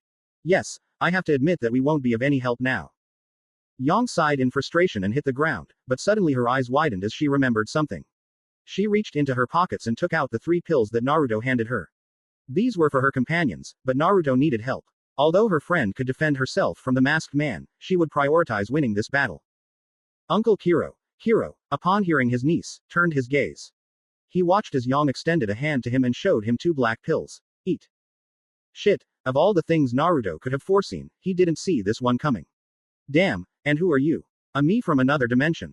Because if so, I have to admit that no matter what variable, I always look very good. The Uzumaki slowly rose from the ground and looked carefully at his enemy. He looked exactly like him. He had his face, his height, his hair, his expressions, everything was exact, but who was he really? So, who are you? I am you and at the same time I am not, my origin lies in you. What the hell are you talking about? Unless you are a clone, I can't find in my memory any event that could have created you except. Naruto practically sighed as he understood the situation. The grim pits, right? Bingo. Even I don't understand it, but that thing was corrupting you, but you broke free and I was stuck there. Sasuke put the mask back on his face and pulled up his hood, completely covering his hair. Do you know what, Naruto? For a long time I was lost. I have seen this face in a mirror so many times, but when I saw you that night, everything came to my mind, I remembered who I was. Maybe you are unaware of my presence, but I know you Naruto. I have seen the world through your eyes. I am you, I am a part of you, I am your hatred and your contempt, I am the staunchest anger that exists in your heart, I am the silent revenge that you keep in your soul. I am your darkness. And when I was stripped of your being, the darkness tried to consume me, but no, I made it part of me. Naruto listened with all his attention to that monologue. Was it possible? Naruto wondered, that one of those grim wells will create a completely independent body based on an already existing being. There are many mysteries in this world that Naruto really must know. So, what? Are you doing all this because you hate me? No, said the masked man, shrugging his shoulders. I hate you, that's more than clear, but I don't do it because I really have bitter revenge against you. Naruto simply snorted. Well, what does it matter? It doesn't change the fact that I'm going to kill you. You hurt RWBY and I'm not going to forgive you for that. Yes, believe me, Sasuke said with a lot of heaviness in his voice. It hurt me a lot to hurt RWBY. I didn't want to do it, but she was getting into something she shouldn't have, and many times I tried to warn her to stay away, but you know how it is, she's very persistent. The smoke began to move in circles and very soon all that fog that covered the area began to disperse very quickly. This was obviously the work of someone. The smoke finally managed to disperse completely and Naruto saw to his right in the distance. It was Glinda, fully recovered, but with many wounds on her body, holding her already damaged crop and with Kiro at her side. Interesting, said the masked man. They shouldn't recover so quickly. It would take at least 2 days to be 100%, unless you gave them a soldier's pill. Naruto simply closed his eyes in frustration. Yang, he said with a hard and heavy voice, she should have left. Why the hell did she give the pills to the teachers? This won't end well if they get involved. Yes, I'm afraid it was a bad decision. I guess enough of the games. I'm going with everything from now on. What are you talking about? Naruto suddenly received a strong blow from the masked man that sent him flying and crashing into a house. Glinda and Kiro tensed as the masked man turned his gaze towards them. The blonde professor pressed her crop. Kiro was adopting an attack stance. They were prepared for a rematch. They knew this enemy too well because he practically beat them up. So what? They won't be hunters if they couldn't take some good hits. What are you staring at so much? Glinda and Kiro's eyes widened when a voice was heard behind them. I know I'm particularly handsome, but they haven't even seen my face. // Thank you very much. Don't worry. Kira smiled kindly at the lady who was able to evacuate without any problem. Hearing people's thanks was something that filled her soul with joy. Knowing that he was useful and that her work was truly appreciated lifted his spirits. The work of combating this invasion has gone well. Everything was progressing efficiently. While the soldiers and a large number of students and hunters fought with the Grim, the other few were in charge of searching for the citizens who were hiding among the houses and the debris. But many deaths could not be avoided. They did not arrive on time, and it was understandable. The invasion was unforeseen, and in that period of time many lives perished. Children, women, adult men, elderly. They did not know the number of people who had died, but the number was significantly large, but not as large as the number of people who managed to save themselves. Pira. In the distance he could hear his companion's cry of joy. He had a small child in his arms, a little injured but healthy, and he was carrying him towards the safe area. And behind her was Ren, who had an older woman on her back who was also a little damaged. When they finally reached her, Atlas soldiers took care of the civilians. Very soon the Grim will be finished, Nora said with a smile on her face. It won't be long before this misfortune finally ends, Ren sighed. Is Naruto here? Nora asked. No, he has come a couple of times bringing some other civilian, but I haven't particularly seen him. He's gone now. Okay, let's continue looking for more civilians. Exclamation mark. Pam MMMMTRSSS. And suddenly a small tremor was felt in the eye. Also need to mention that, in a specific area north of Vale, a battle is taking place. That was obvious. Everyone had noticed it because fire projectiles were falling from the sky and the occasional tremor shook the ground. Many hunters and soldiers wanted to go to that place, but they were stopped by Director Ozpin and the general. They said something about the professors dealing with an extremely powerful Grim in that area and that they would be more of a hindrance than a help. They accepted it, but Pyrrha didn't want to stay here. She wanted to go help. Then she looked askance at her companions and they observed Pyrrha's gaze and nodded, as if they already knew the question, and ran towards that place. // Pam. Try a little more. This is really getting very repetitive. Don't you have another attack? Bam. Really, Glinda, are you going to keep throwing things at me? Because if that's the case, frankly I could work in another job, maybe work at a construction company, where they would pay very well for your skills. He then had to dodge another side slash from Kiro. That's better. Now if you come with the intention of killing me, what made you open your eyes? Sasuke punched him in the stomach and Kiro spat out some saliva. That I was the cause of RWBY's injuries. Then he hit him again on the cheek. Kiro bounced off the ground and fell between some rubble. Are you just realized that by fighting like you were doing before you won't be able to beat me? Well, it's a shame. No matter how many times you try, you won't be able to win. Then Sasuke dodged another large rock that crashed into the floor where he was standing. It's okay, Glinda, you look tired. I can be a little lenient and let you rest while I fight the real threat. And suddenly a kick hit his mask and the masked man retreated a few meters. Naruto Uzumaki came to attack again. This is bad. When the masked man, Naruto thought, When he said he was going to fight seriously, I really thought it was fanfare, but this is absurd, and suddenly he is superior to me in many ways. Naruto was overpowered and then Glinda and Kiro started fighting the masked man, and if he's honest with himself and even though he doesn't really want to say it out loud, they're a hindrance. And when Sasuke was going to deliver a blow that could be critical, Naruto would step in and finish it off. He was practically like this for a long time in this battle and he was getting tired, both physically and mentally. How was that possible? Then the masked man escaped from her sight and appeared behind Glinda. He was about to give her a lightning attack. Naruto stood between her and received the attack. Electricity ran through her body and she clenched her teeth to keep from screaming in pain. And then with his free hand he grabbed the masked man's arm and headbutted him. That wasn't a good idea either. That mask was very resistant. Sasuke took a few steps back and then received a kick in the chest from Naruto. Naruto, angry and tired, shouted. Glinda, Kiro. Not caring about the honorifics, not caring if he was inappropriate, get out of here. You're a nuisance. How cruel, Naruto, but you are absolutely right, Kokuangyo no Jutsu. Everything became dark. There was nothing in that place. Glinda, Kiro and Naruto saw how every building and every street was covered in darkness and there was nothing in it, only the masked man, and little by little it also began to disappear. Naruto realized that this was a damn illusion and expelled enough chakra to break it, and as soon as everything was back to normal, Naruto kicked Kiro as a kunai went straight for Kiro's stomach. And once that was done he grabbed Sasuke by the mask and dragged him out of Glinda's reach. The masked man exploded in a puff of smoke and Naruto didn't realize that his leg was tied with a ninja cable and the masked man was 3 meters behind him. And with a strong tug he went flying and crashed to the ground. Naruto struggles to get up and started coughing. What the hell? How is this possible? How? Anger. Naruto looked up to see a masked man, impassive. You were going to ask yourself, how is it that I, being exactly like you, am more powerful? Anger makes you powerful. Naruto couldn't see the masked man's face, but he was sure he had a mocking smile. Naruto, you are holding back just like me. If we fought seriously, this entire kingdom would end up in ruins, but you already realized, right? Even if you were using all your strength, the chances of winning are minimum. The only way you could defeat me is by using the nine-tailed fox, but you wouldn't risk losing control. Naruto quickly swung his sword and ran towards the masked man who blocked the saber with his kunai. They fought for a while, no one giving ground and Naruto infused wind chakra into his sword to finally cut the masked man's kunai. Seeing that action, Sasuke infused lightning chakra into his weapon, and then the two chakra natures collided and repelled each other. Naruto infused more wind chakra and consequently Sasuke also did the same. So much energy and his weapons were not going to resist, it was too much for a metal not specialized in chakra. Sasuke's kunai became red hot from the intensity of the heat produced by the electricity, and little by little you could see that the ground began to crack and electricity passed through the cracks. Glinda and Kiro ran towards Sasuke and Naruto with the aim of attacking the enemy, but at that moment everything shook in an explosion. Shit, he even has bigger chakra reserves than me, I feel insulted. How is a damn copy so powerful? Mr. Uzumaki. Mr. Uzumaki. Naruto looked over his shoulder and saw his favorite teacher walking slowly towards him.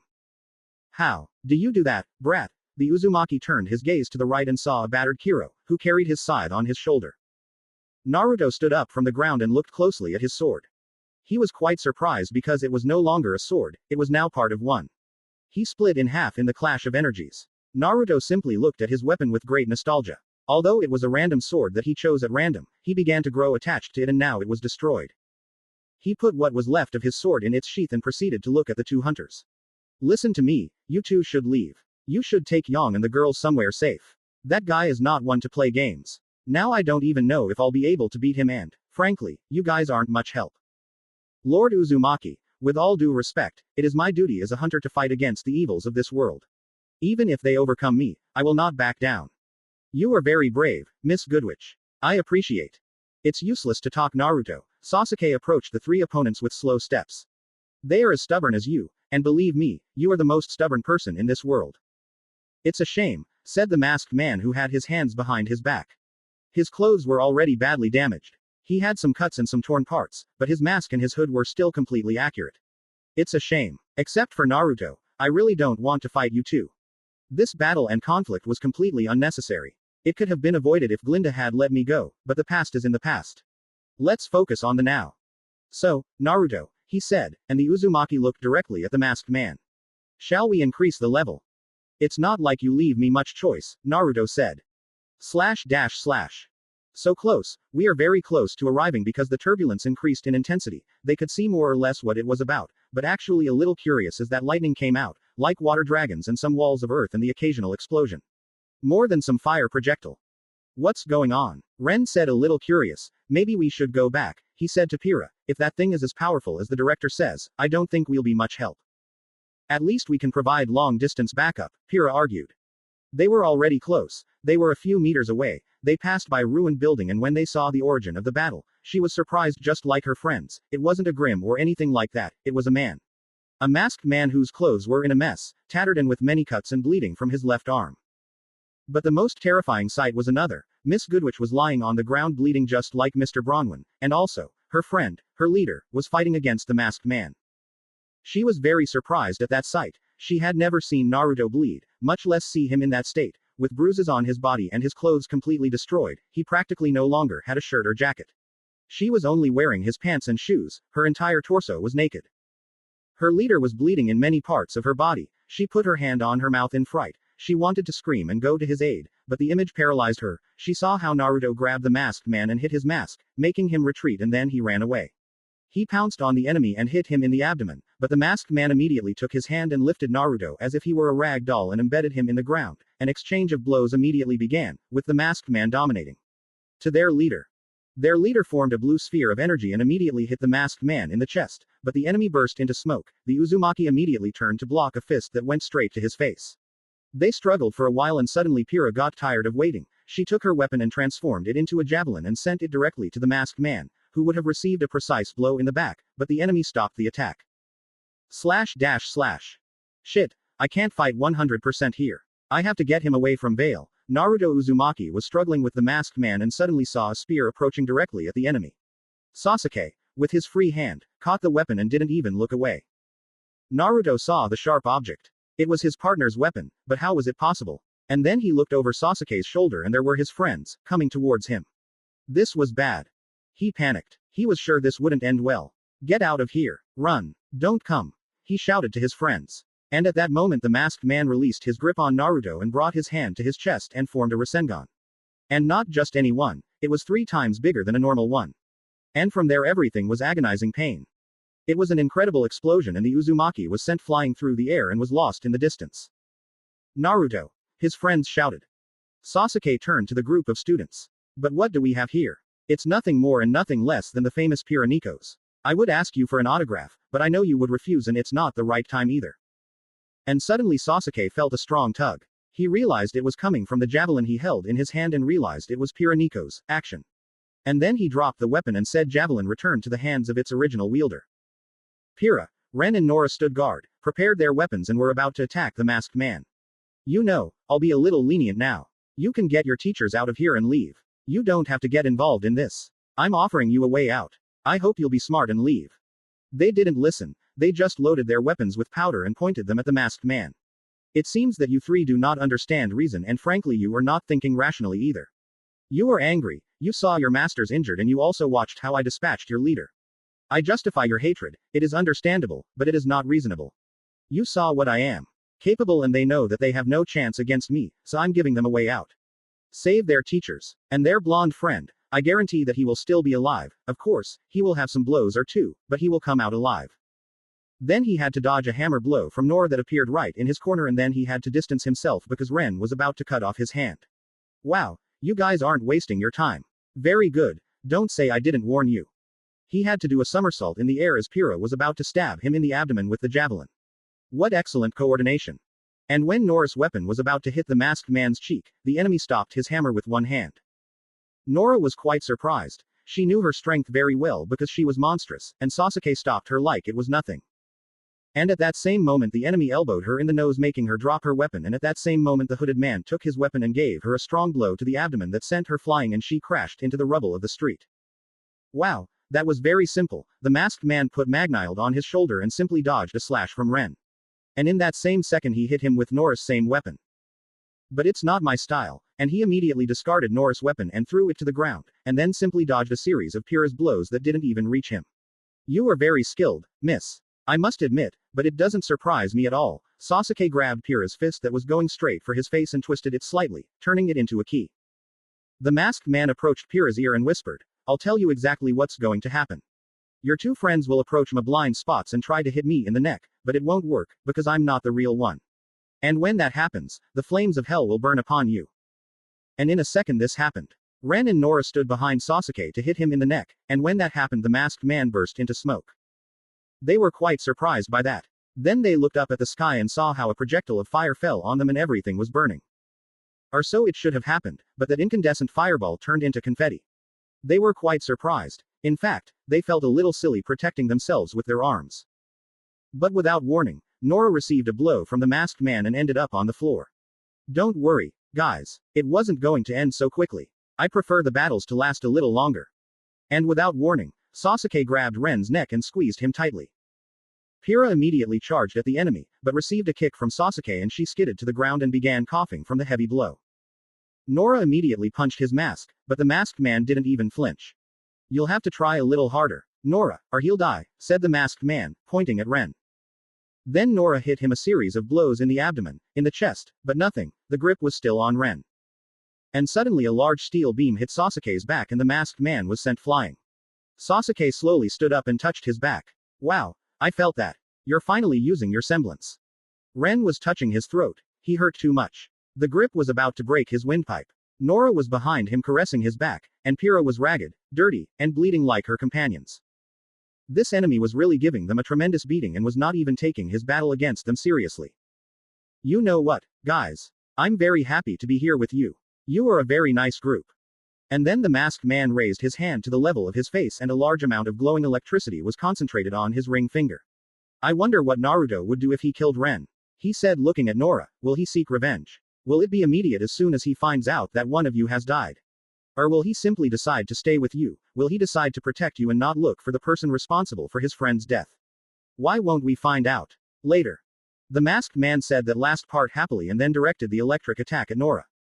Nora smiled as the electrical attack headed towards her, but in a twist of fate, the beam curved and collided with Ren. Ha! Nora watched with her eyes wide open as the electricity passed through her friend and he suffered. She tried to go help him. Doden. Doryu Taiga, but suddenly the ground where she was standing turned into mud and she sank.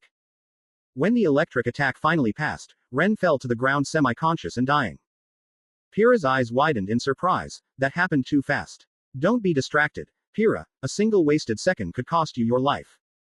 At that moment Pyrrha received a blow to the face and then another blow to the abdomen, followed by an avalanche of fists that went in the direction of any part of her body. She forcibly spat out blood and tried to get up, but a kick directly to her face made her crouch and kneel. He looked up to see the masked man, who was impassively calm. She couldn't see his face, but she would assume there was amusement in it. But Sasuke didn't express any emotion. He didn't enjoy fighting with them. Pyrrha. The masked man's voice was soft and kind, you could almost say sweet. Why don't you rest? The masked man raised his arm and slowly moved his hand towards Pyrrha's face. I promise you that everything will be okay when you wake up. A few centimeters from touching Pyrrha's face, the masked man saw in slow motion how the blade of a broken and worn sword, tattered and dirty, slowly approached his arm. The appearance of that katana caught him so off guard that he barely reacted. He watched in slow motion as the blade managed to pierce his flesh and slowly sank into his arm, and when he felt the blade touch his bone, he immediately withdrew his hand and walked away. Sasuke checked his wound. That was very close. A few more seconds and he didn't count her, and he wasn't willing to test whether he could regenerate any lost limbs. He looked at the person responsible for almost severing his forearm. He was nothing more than Naruto Uzumaki, who was dirty and ragged, but he was fine. In fact, the wounds that the masked man had given him were no longer there. The bruises had completely disappeared thanks to the regeneration augmented by the QB. Naruto was not happy. Not at all. He got tired of this trick. For a long time he tried to restrain himself so that this damned kingdom would not fall into rubble and ruins. Naruto dropped his broken sword to the ground. He turned his gaze to Pyrrha and saw her condition. She was completely injured, her beautiful face had cuts and bruises, and blood was dripping down her forehead. She didn't like it at all. It hurt her a lot to see her like this, and knowing that a copy of him would do this to Pyrrha squeezed her heart. He was very angry, but Pyrrha was very happy. He checked that his leader was completely fine and healthy, but he saw something very curious in his leader. Her eyes turned blood red and the marks on his cheeks grew larger and his nails they lengthened. Naruto slowly turned his gaze towards the masked man. His fury was only focused on him. And Sasuke behaved as if he didn't feel any murderous presence in his person. Is it wise to be angry right now, Naruto? I don't think it's very convenient. And in an instant, Naruto appeared in front of the masked man and, instead of punching him in the face, Naruto slammed his claw into the enemy's mask as if he were an animal. The blow was so strong that the masked man flew through the air and was lost in the clouds. And consequently Naruto, without wasting time, bent his knees and jumped towards the sky. The redhead looked up at the sky, watching as her leader disappeared into the horizon. Pira, if it's not too much trouble, could you help me? Then the redhead turned and saw Nora, who was sinking in the mud. The truth is that it is very difficult to get out of here. I don't understand what kind of mud this is. Pira, without wasting time, went to her partner and pulled her out of that mud puddle. Oh, that's disgusting. As if she had remembered something, Nora immediately got up and ran towards Ren, who was moaning slightly in pain. Ren, how are you? I am alive, that is enough. Come, let me help you. Then Nora lifted Ren off the ground. We don't have time to waste, Pira said. We have to go help Naruto. I'm sorry, Pira, I don't think I'm of any use right now, Ren said painfully. I'm a mess and I can barely move well. Mr. Lai is right. Then the voice of Glinda Goodwitch, who was also badly injured, was heard. We will have to wait for a bullhead to arrive and pray that Mr. Uzumaki will be okay when we get to the battlefield. The fall was very painful. She could almost feel her back breaking. Sasuke forced himself up from the large crater where he was. He patted his back to relieve some of the pain. Naruto, if I didn't know better, I'd really think you tried to kill me. And suddenly a large red chakra hand grabbed his body and pushed him into the distance, destroying houses along the way. Idiot, I don't have to contain myself anymore here. That's right, with a single blow Naruto sent the masked man to the outskirts of Vale. They were on Mountain Glen, in the middle of this godforsaken town. There's no need to be soft here. I'll use everything in my power to finish you off. And then more red chakra was expelled from Naruto's body and the asphalt of the earth slowly began to heat up and soften as if it were melting. Now I hope you're ready, and in a burst of speed, he disappeared. It was a completely red blur that was going in Sasuke's direction. The masked man barely dodged it, but a claw grabbed his leg and shook him like a doll, sending him flying towards a building that was completely destroyed by the impact. And from those same ruins 3 fire projectiles were fired in the direction of Naruto, which collided directly, but did nothing to him. And without wasting time, the masked man made some hand seals and 3 water dragons appeared and also collided with Naruto. And like the fire projectiles, they didn't do much damage. Naruto simply placed his hands on the ground and Sasuke watched as 2 giant red chakra hands protruded from the ground and headed in his direction. He masterfully dodged them with great difficulty, but one or the other managed to burn his body. This is not good. I have to distance myself. And as he was about to run, suddenly a large dome of earth surrounded him, leaving a gap upward. And with curiosity he saw how a water dragon entered through that hole and in addition to that lightning also fell on it. It was a combined attack of water, electricity and earth, and everything exploded dizzyingly. The masked man's body was smoking from the intense heat of the electricity. He tried to calm the pain and not scream. Damn, the increase in strength and speed are impressive. A few meters away from him Naruto appeared, and he saw how a red cape imitating the figure of a fox surrounded his enemy. 2 tails, but how is it possible? He still remains sane. He shouldn't be acting so normal. What the hell happened? Then Naruto Uzumaki threw a huge fireball at him, almost 5 times bigger than the masked man. Shit. Then formed a giant wall of earth and the fireball collided with the wall. The explosion was so big that he barely managed to escape unscathed and had to dodge a giant hand of chakra that went straight for his head in order to crush him to a pulp. Shit, this is complicated. If I keep fighting like I am, I won't be able to survive. And behind him Naruto reappeared again with his fist ready. The masked man turned at the last second to block the fist, but Naruto grabbed the hand with which he was going to block the blow and the Uzumaki punched him hard in the face. Sasuke's mask cracked a little. Sasuke went flying, bounced off the ground, collided with some houses, broke the asphalt of the tracks and ended up colliding with an abandoned car. Sasuke looked up slightly and saw Naruto Uzumaki. He was very nervous. Now Naruto Uzumaki was no longer holding back. He was practically using all of his cards. He was using the 9 tails. And he frankly wasn't sure he would win against that power. Damn, I guess it's time to fight my hardest. Sasuke clenched his fists and a faint blue and purple chakra aura could be seen splitting the ground. It was shocking. The atmosphere felt heavy, but this was nothing. Naruto simply expelled more chakra. Then he saw it. He saw the image of the 9-tailed fox growling at him, roaring at him and looking at him with its crimson eyes fixed on him. It was terrifying. Such power, such concentration of chakra, it was incredibly unimaginable to think about the destructive capabilities of this demon loose on this earth. The world of Remnant would be completely devastated, there would be no living being left on this earth. // The battle was, in best terms, apocalyptic. The settlement of Mountain Glen was almost completely devastated by that battle. In Vale, large explosions could be seen in the distance, water dragons, lightning falling from the sky, fire projectiles falling on Mountain Glen like meteors, and an occasional tremor shaking the ground. It was a miracle that the walls held. The people feared that the walls would fall and the Grimm would descend on the kingdom of Vale, but they did not have to worry because the Grimm would not have a chance. In that battle the Grimm were also destroyed. It was impressive. No one knew what kind of battle was being orchestrated. This battle went on for a long time and Naruto was very surprised that the masked man kept up with him. In fact, he had to add 2 more Qs. He now had 4 tails in this battle and frankly did not want to increase the pressure on his body. While he could keep himself in control with the Kyuubi's chakra, his body was something else. He couldn't resist that much power and frankly losing consciousness at this moment was not a good idea. Pam. Sasuke received a blow to the chest that sent him crashing into a large rock that was part of the rubble of an old building. Shit, that hurt a lot. Sasuke's mask broke in some places, part of his face could be seen and his blonde hair hung in the air. This is not good, I can barely stand up. The difference in power is abysmal. So this is what he had to face at that moment. I still have a long way to go to reach it. Naruto has strengthened himself to the point that he can control Zoro's chakra. But how much can he resist without losing control? Well, Naruto, look, I have to go. How about we call it a tie? And suddenly he had to dodge a fist that appeared just a second after speaking. The masked man formed a Rasengan and hit Naruto Uzumaki in the face, who took a few steps back. Naruto simply touched his cheek and brushed it off. It's time to end this, Sasuke. You won't get out alive. It's better to finish the root of the problem when you have the chance. Naruto bent his knees, got on all fours like an animal, growled at the masked man, and then the Kyuubi's chakra began to bubble. He turned redder than he already was, you could almost say he glowed. And the earth began to turn red, it turned into lava due to the high temperatures.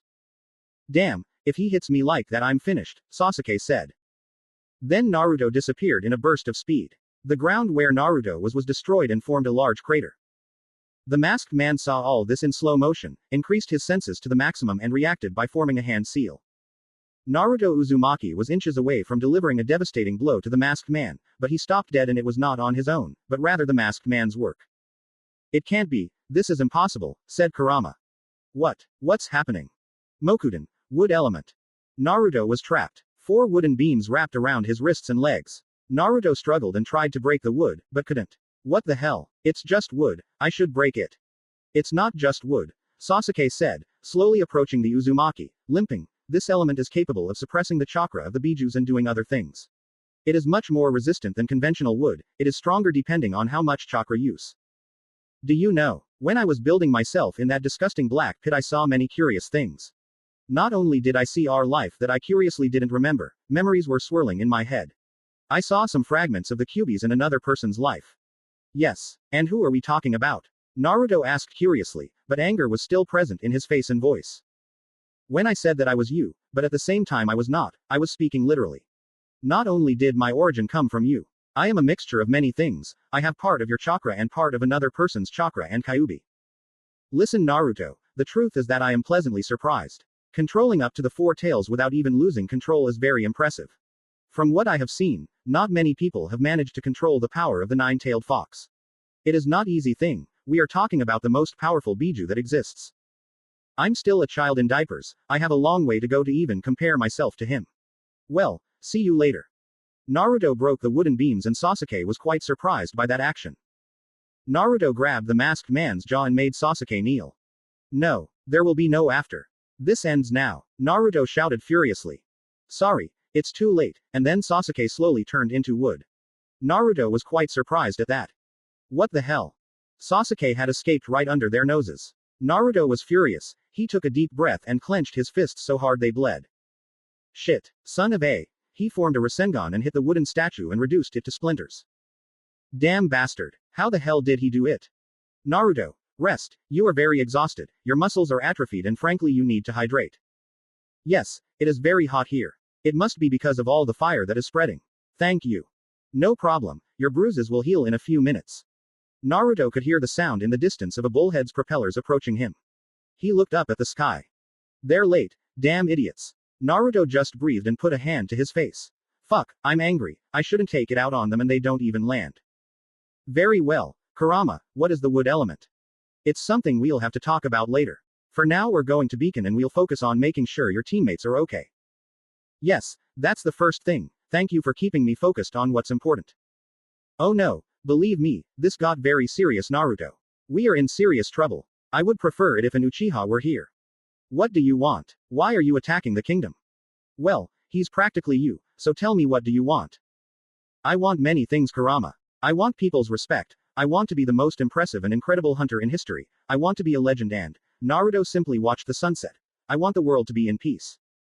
But obviously he doesn't want that. He's attacking the kingdom of Vale and according to him it's my darkness, so he wants to see the world burn, I guess. Already arrived. Yes, Naruto saw the bullhead land a few meters away from him. The door opened and revealed her team and Team RWBY, except for Weiss. Professor Goodwitch and Mr. Bronwyn were also there. And curiously, Principal Ozpin and General Ironwood also came out of the bullhead. Naruto smiled slightly. He was happy that his teammates were okay. Well, almost okay. They were hurt, but they were healthy and safe. Damn, I practically only have the pants and they are torn, plus I'm missing a shoe. Damn shit, this suit cost me 3,500 lean. Don't complain, Naruto, you have like 3 of these. Yes, but that doesn't mean it doesn't hurt that I destroyed something so expensive. Naruto. And Pyrrha pounced on the blonde boy. Since she was a head taller than him, she wrapped her arms around him and Naruto could feel her breasts on her face. Oh, how soft, he thought. No, no, no. Wait, Pyrrha, please, could you let me go? My body hurts. Naruto lied reluctantly. He really wanted to. For her to continue hugging him. I'm sorry. I'm so sorry, Pyrrha shouted, blushing.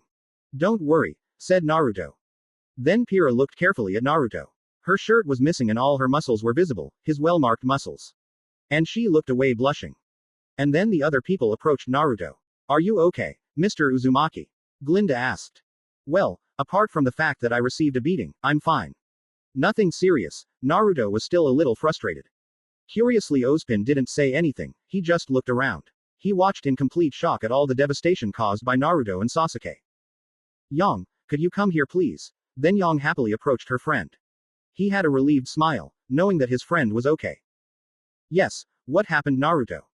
Pam. And then she was greeted with a blow to the top of her head. What was that for? That was for not going out with your friends to a safe place when I specifically told you to do so. But. No buts. I understand your reasoning. You thought that by giving the pills to the teachers you would have an absolute victory over the enemy. I don't blame you for that. I blame you for not leaving. You could have been collaterally wounded. Next time I want you to obey and leave. I won't. I won't leave even if you ask me to. Naruto practically grimaced in annoyance and sighed to calm his nerves. I assume you gave the leftover pill to Blake, right? Why yes. Why didn't you give it to RWBY? The blonde looked away and tried to make an excuse. I inferred that Blake, being physically stronger than RWBY and Weiss, could help me with my 2 companions. I see, Naruto would believe that. It was plausible and logical, but it wasn't the only reason. The truth was that Yang had a certain appreciation for her faunus companion. Well, let's not waste time here. Many of you have to go to the infirmary to recover. //. The ride back to Beacon was smooth, silent. The only ones who spoke were the director and the general. Naruto didn't pay attention to them, he was too immersed in his thoughts. In fact, he wasn't thinking about anything, he was right there, tired and silent. What's wrong, Naruto? Said RWBY. You're a little quiet. I am angry, he said with all the truth. The enemy escaped. Look on the bright side, Naruto, said Blake Belladonna. Roman Torchwick finally captured. That's a relief, Naruto said with evident sarcasm in his voice. True, Naruto, Nora interrupted and showed him a sword in parts. You forgot about this. Thank you, you wouldn't have bothered. Then Naruto took the remains of his sword. I'm sorry about your sword, RWBY said sympathetically.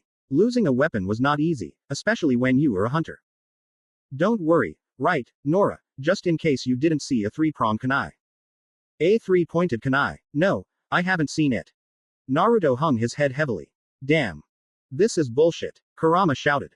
Growing heart. Growing heart.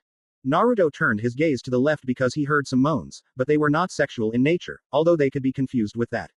To the left of him, in the far corner, was John Ark lying on Cinder's lap. He smiled slightly and a very cat-like purr came from his mouth as Cinder stroked his blonde hair. Those two were in their own world. How lucky the ugly ones are, Naruto said jealously. //. Far from Vale, near a scrapyard, there was a base and the door of that base slowly opened. Out came a battered Sasuke who was limping and barely conscious from exhaustion. All the members of the White Fang saw Sasuke and were surprised, but not in a pleasant way. They approached him and tried to help him, but he refused help. He simply walked to his room to rest, and there he found Neo, who was lying on his bed. She was smiling, but you could see some sadness in her eyes. What happened, Neo? Sasuke sat on the bed. Neo grabbed some tissues and little by little cleaned the blood from the wounds that were slowly healing. Neo couldn't see Sasuke's face well, only parts of it. She made out a blue eye, blonde hair, and part of his jaw. Roman was arrested. She nodded in response. I see, it's a shame.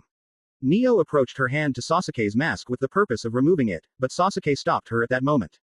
Don't worry about that, I'll take care of that side of my injuries. She put more strength into her hand, but Sasuke held her back. She just frowned and pouted. Please don't do that, you're not a girl. Neo made a movement with his hands and Sasuke understood it very well. Yes, I faced an old acquaintance, so to speak. She simply nodded her head.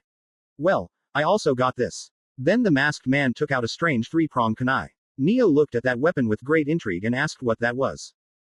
Sasuke raised the kunai towards the ceiling. It is a lethal weapon that will put the game in my favor. I just need a photo of the stamp. // 2 days later. As Sasuke said, it only took 2 days for them to recover. The aura really does work wonders, and it was lucky that the masked man didn't really want to kill them. But we won't focus on Naruto and his group of friends, but more specifically on Glinda and Kiro, who were in Principal Ozpin's office. General Ironwood was there too. The two were reporting the details of the incident and the details of the mission. The mission was simple. They performed extremely well. In fact, we finished it very quickly, but we stopped because an incident occurred in the village that the NNPR team leader wanted to resolve, so it took us longer than it should. And Miss Nikos? What about her? Ozpin asked because she was the real target of that mission. She's very loyal, incredibly skilled, she's brave, everything a hunter represents. She's just a little complacent. She lacks expressing what she really wants, that's all. She's actually a good girl. She's a worthy successor of the maiden's power. It could not fall into better hands, but that will only be decided by her at the end of the day. Yes, Ozpin said quietly. And now the most important thing. Ozpin then turned the computer screen near him and showed the image of Sasuke and Naruto fighting. It was a small recording that Kiro was able to obtain from his scroll. It should be noted that he only recorded scenes of the battle in Vale and nothing else. Nothing was recorded when the battle went to Mountain Glen. Kiro saw the image of the masked man with much hatred. Sasuke, we greatly underestimated the capabilities of this guy, Ozpin. I have no idea where this individual came from, but he is extremely powerful. You've seen the recordings. He's on par with the power of a maiden. How is that possible? It shouldn't be possible, Ozpin said seriously. This individual has the ability to control the elements. It's not just that, Glinda interrupted. He's also fast and very strong, plus his stamina is inhuman. The blows he's received, he should have died with a single punch from John Arc, but he got up as if nothing. Yes, I was actually quite surprised that he could withstand a blow from John Arc, said James Ironwood. Ozpin simply put his hands on his desk and started touching it. He then stopped immediately and sighed. Now the next topic. Naruto Uzumaki. Kiro simply grabbed his canteen and started drinking. Yes, that brat. Where did you get him from, Ozpin? I already told you. Yes. Graduate of Empire Academy, a complete genius. But I still have a hard time believing it. And right now I feel very humiliated. I spent so many years of my life training until I dropped, and this brat has surpassed me at the young age of 18. In fact, he is 15. Fucking mother. He shouted at the top of his lungs. Glinda looked at Ozpin. She saw that face and knew very well what it meant. You plan to integrate him into our inner circle, right? General Ironwood was quite surprised. Ozpin, what are you thinking? He's too young for that. Yes, he is young, but he is very powerful. I think it is better to have him in our hands and receive his help directly from him. Since Sasuke is a variable that we did not see coming, and it is very likely that in a very near time he will ally himself with Salem. We have to have something to counter this enemy. In that case, General Ironwood said, John Arc should be considered for entry into our inner circle. Ozpin just smiled. John Arc is being considered. But for now we will focus on Naruto. I never expected that the boy we rejected would become such an amazing guy. I made many mistakes in my life. But I will regret that decision for a long time. Looks like you've won the lottery with him, James. One man's trash is another man's treasure, Ozpin. And thank you for John. You are welcome, friend. Very well, Ozpin stood up.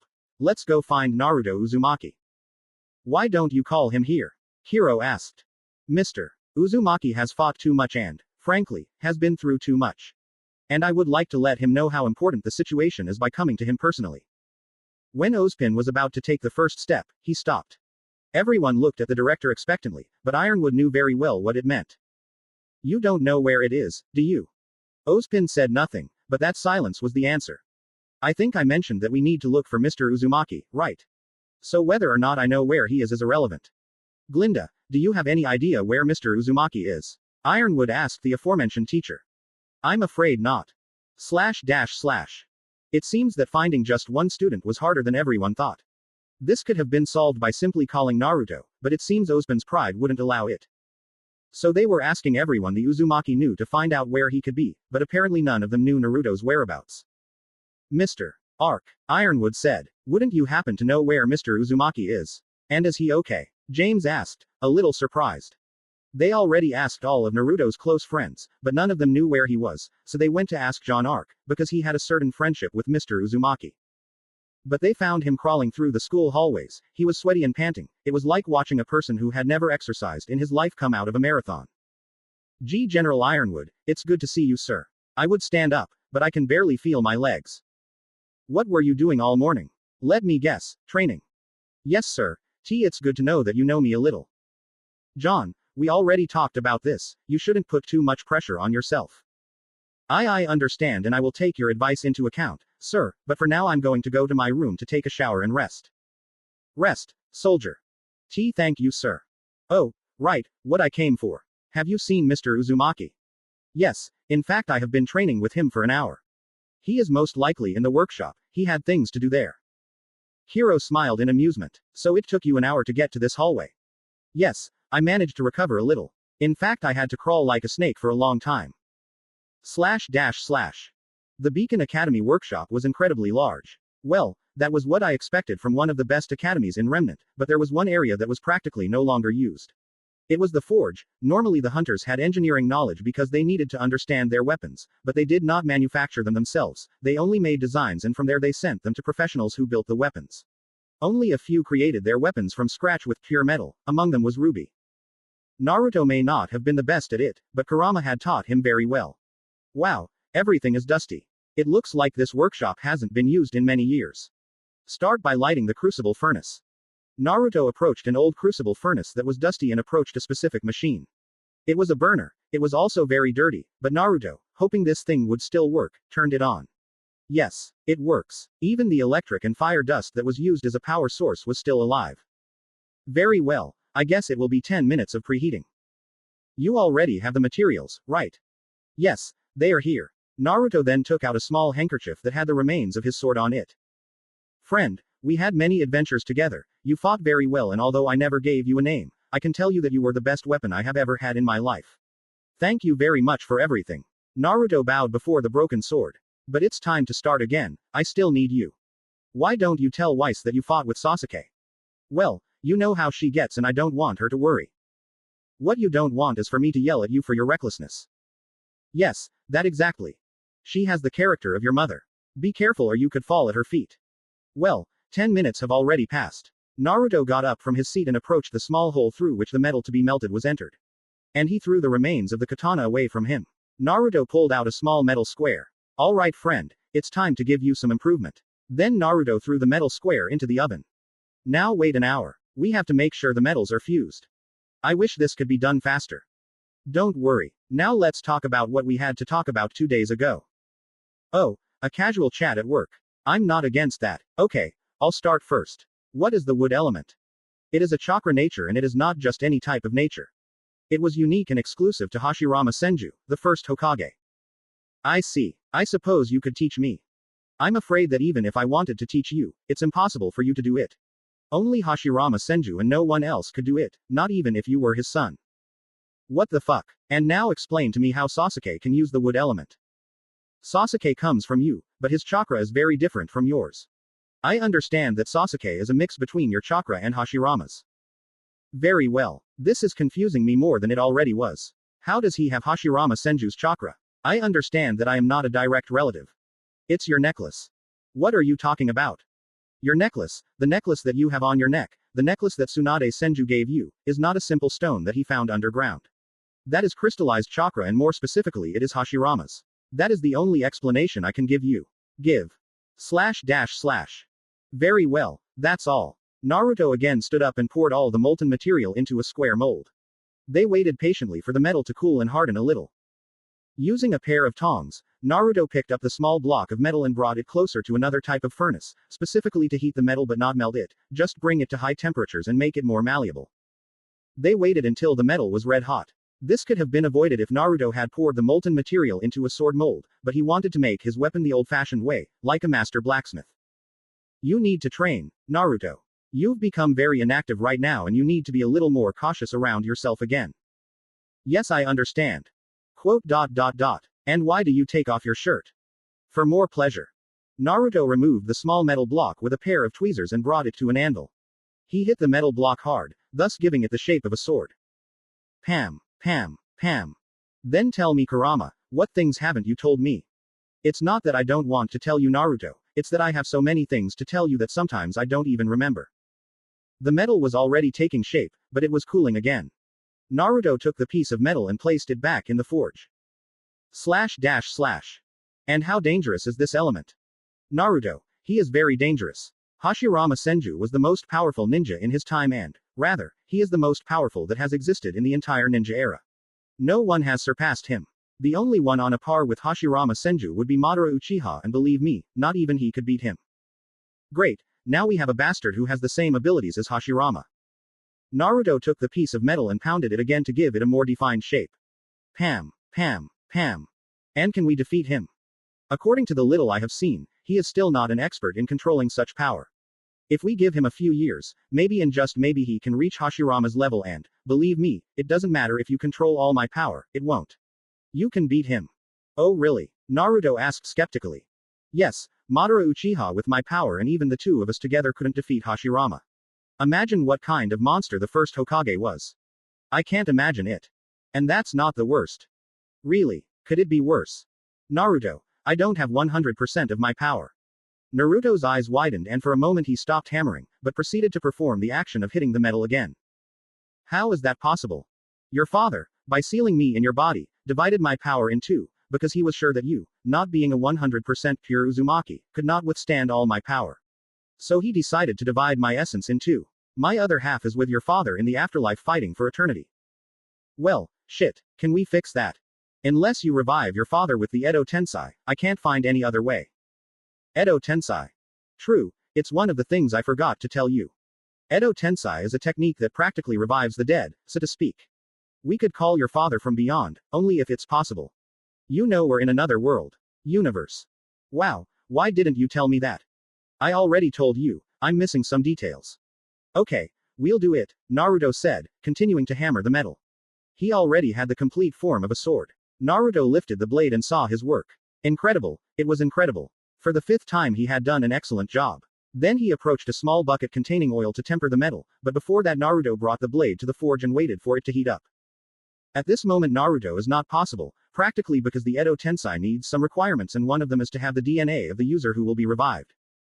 Naruto's eye twitched in annoyance. There was a constant. In fact he was beginning to notice something. Every time Kurama proposed something and Naruto accepted because it was practically a great idea, there was always something that interrupted that plan and it was impossible to do it.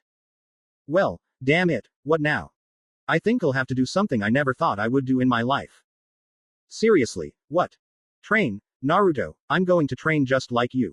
I'll get stronger and stronger. And that applies to you. I mean, you're a chakra construct. If you can. Let's find out. Then Naruto took out the metal piece in the shape of a sword and placed it in the bucket of oil. The saber practically lit up on fire and Naruto pulled out his weapon and saw it. It was astonishing. His weapon was finally made. Naruto inspected the blade of his katana. She was incredibly beautiful and in fact he was very surprised that he had managed to make such a weapon. I guess it's time to give it a proper name, but what could it be? Naruto closed his eyes. He wondered what name he would give to his sword and a few minutes passed like that. Are you seriously going to give him that name? Kurama said. Yes, I think this is the right one. But the sword is not yet complete. The handle is still missing. What the hell? Was there a place like this in this workshop? It's practically not used anymore, Kiro. Naruto saw the intruders who entered the workshop. This group was very curious. Hiro, Ozpin, Glinda, and General Ironwood were standing in front of it. Lord Uzumaki, it's good that I found you. Naruto had an uncertain look on his face. Ozpin's search for him was something he didn't see coming. It's not that I don't appreciate your visit, sir, but do you need anything from me? Ozpin saw the Uzumaki and Naruto moved a little away from the director and grabbed a bottle of water near a table. He drank it fervently and then wiped the water down the back of his neck. Glinda watched this action closely, almost biting her lip due to Mr. Uzumaki's well-marked muscles. It's hot here. Very well, Director Ozpin, this is not the right time to talk. I'm in the middle of a job. Can I come to your office later? Said Naruto. Mr. Uzumaki, we have to talk. Ozpin's seriousness made Naruto narrow his eyes. I hear you, Director.